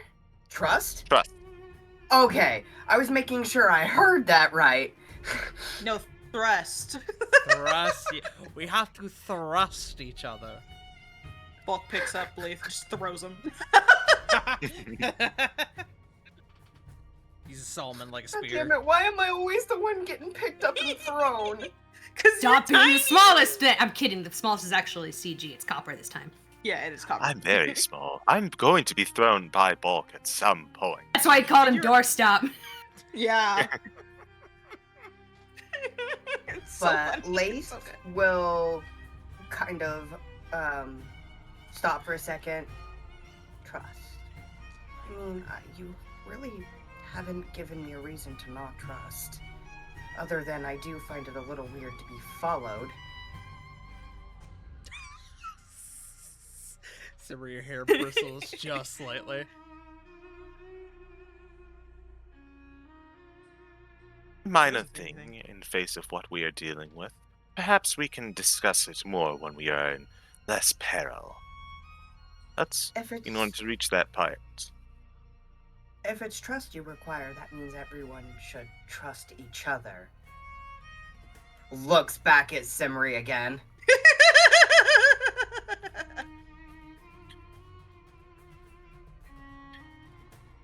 That is a fair statement. When we return from this, and when we are out of danger, we shall discuss it more in depth. Now I'm gonna shoot a separate look which like a little bit of a mix of like play nice and also sorry. Somebody's just looking at a really interesting wall right now. True. But Copper is going to look back. In the meantime, you can put your trust in me, that I have everyone's interests in mind.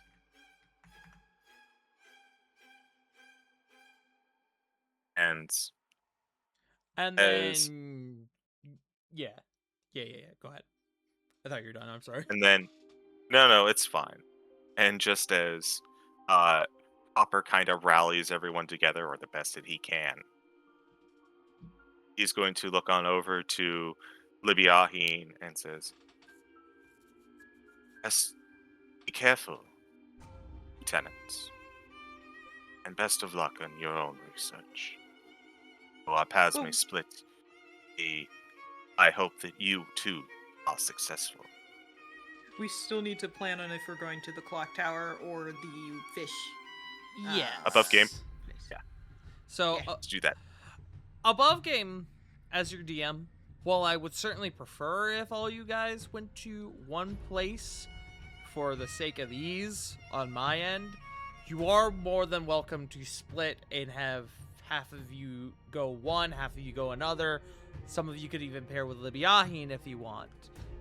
Or you guys could all go We were all just talking about like general safety when walking around town. Ah, Yeah. I'm seeing. Yeah, the buddy system Yeah, the buddy system.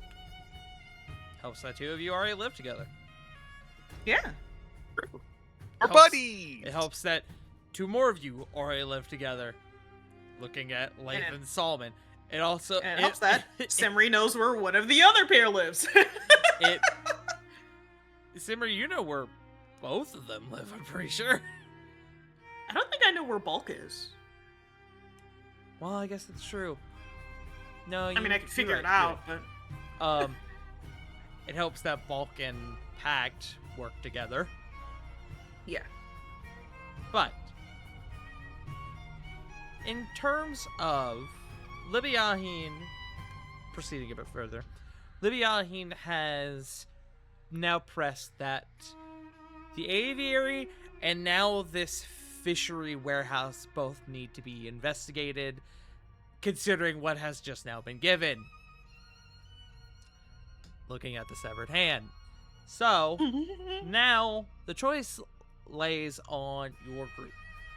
You guys can go and continue this lead with the Archangels, and why they want Pact so bad by tackling the fishing warehouse, or you can go ahead and attempt to press this lead on Rook Ashford by investigating the aviary. The choice is yours. You can even split your efforts and send half of your group one way and half another, should you choose. But Nothing will go wrong. nothing will go wrong.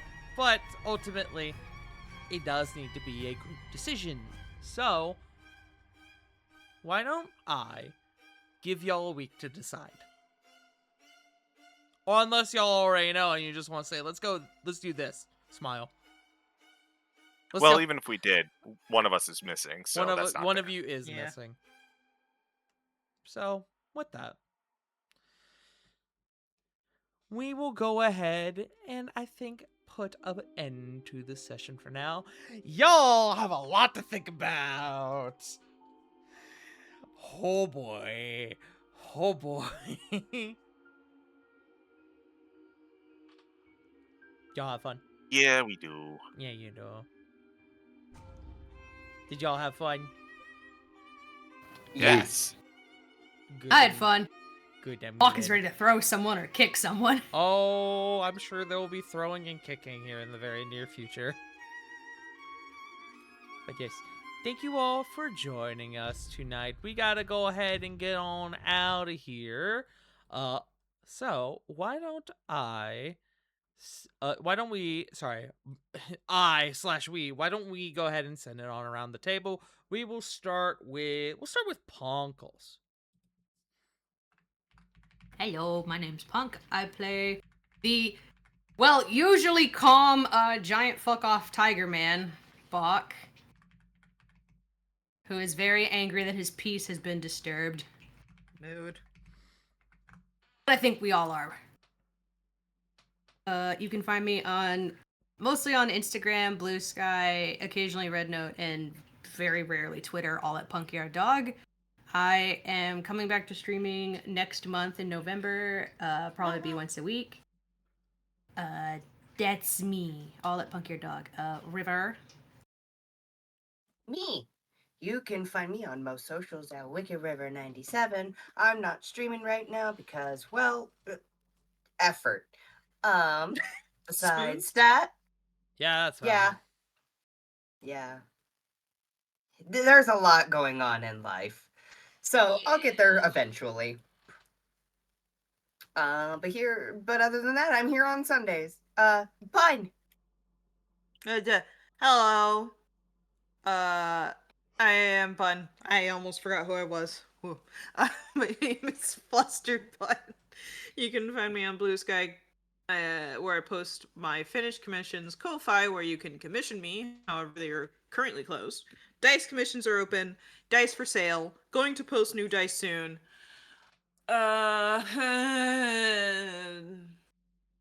Possibly appearing in Tart streams. It depends on what the streams are. I don't know. Other than that, next Sunday, back here again to get scared for my character to get scared out of her life and to maybe lose a home again. Yay! Yippee! Hello, friends. I'm going to keep mine brief because I got to be quiet. You can find me a bunch of different places. Check out Burnout Vaughn's channel. Check out this channel. Check out Baby Hawes' channel for Candlekeep. Need to confirm that. Pass the buck over to Joe. Hi, I'm Joe. I played Pact. I'm not going to shill for myself because I don't really do anything. But you can go ahead and catch Frost at jfrost at twitch.tv/jfrost747. I believe he does DM for this small little stream for this small little streamer, Burnout Vaughn, I think his name is. I don't fucking know. He's a skeleton. Is he? Weird. Yeah. It is spooky. It is the spooky season, so it's in Scary fashion. skeleton season. Yeah. Called, what was it again, CG? Saved by the Spell? Something like that. Yeah, every other Saturday. Are y'all in this week, or is it next week? It's actually going to be a little bit because it conflicts with Candlekeep. So I think we're going to be taking a little break. Okay, that one. Okay, that was actually a legitimate question because not me trying to be not trying to be a bastard. Small hiatus. Anyway, Candlekeep hype. But yeah, YouTube, like the video, subscribe to the channel for dummies and disasters. Twitch, please follow and subscribe if you are able to. Who's left? Is it just Tart? Go. It is just me. Hello, guys, gals, and non-binary pals. I have been your humble dumble master for the evening. My name is Farting Tart. You can find me at twitch.tv/Farting Tart, where I am a variety dog tuber. We are in the midst of Barktober, where I've been streaming a bunch of horror games. The next time I will be live over there will probably be Wednesday, would be my guess. Just because things have been a bit hectic the past week. I've been busy, but I want to stream more horror stuff. I almost streamed yesterday, but I was fucking exhausted, so I did it. Best. With that, I am also going to be your DM extraordinaire for next Tuesday, where instead of our normal Rascals and Ravnica session, we will be doing our Halloween one-shot for the year of 2025. Yeah. And the theme for this Spooky. year is escape room. So tune in for that. It's going to be a good time. It's going to be spooky. The casting crew for that game is going to be our regular group. But Tart, I hear you ask, what if you're running the game, where's Jake? Well, Jake is going to be out of town, and so, obviously that begs the question of, well, you have 4 players, right? We're going to have Wiley, we're going to have CG, we're going to have J Frost, we're going to have Bun, but in addition, for next Tuesday, we will be also involving one Shadow Dancer Bob into Bobbin. our Halloween one-shot. Bobinos. So, you're in for a good time. So, tune in for that. That's going to be next Tuesday at a regularly scheduled Albino Beastman Tuesday. But with that, next time you'll see us, it will actually be a little bit. We may be live on this channel hosting for the next Candlekeep session, but we gotta figure that out. But yes, with that being said, I know who we're rating. We're gonna rate Johnny. Johnny. My Borfinger Johnny. boy. Everyone go show Friend. Johnny some love. Let him know who sent you. He's currently doing Silent Hill F. It was meant to be done yesterday, but I guess something happened. I'm not gonna lie. I thought he did do this Something. yesterday. But yeah, go show him some love. Let him know you sent you. We will be back for another session of Sins of the Blood next Sunday. At 7 p.m. Eastern Standard Time. That will be our pre-Halloween Sins of the Blood, where nothing bad will happen. Smile. And nothing can go wrong. But yes. But thank you all for joining us. We love you all so, so very much. And remember, as always, Black Lives Matter, trans rights are human rights. You are loved, you are valid. And if no one's told you today, you fucking matter. We love you all. I'll see you all next time. Bye-bye.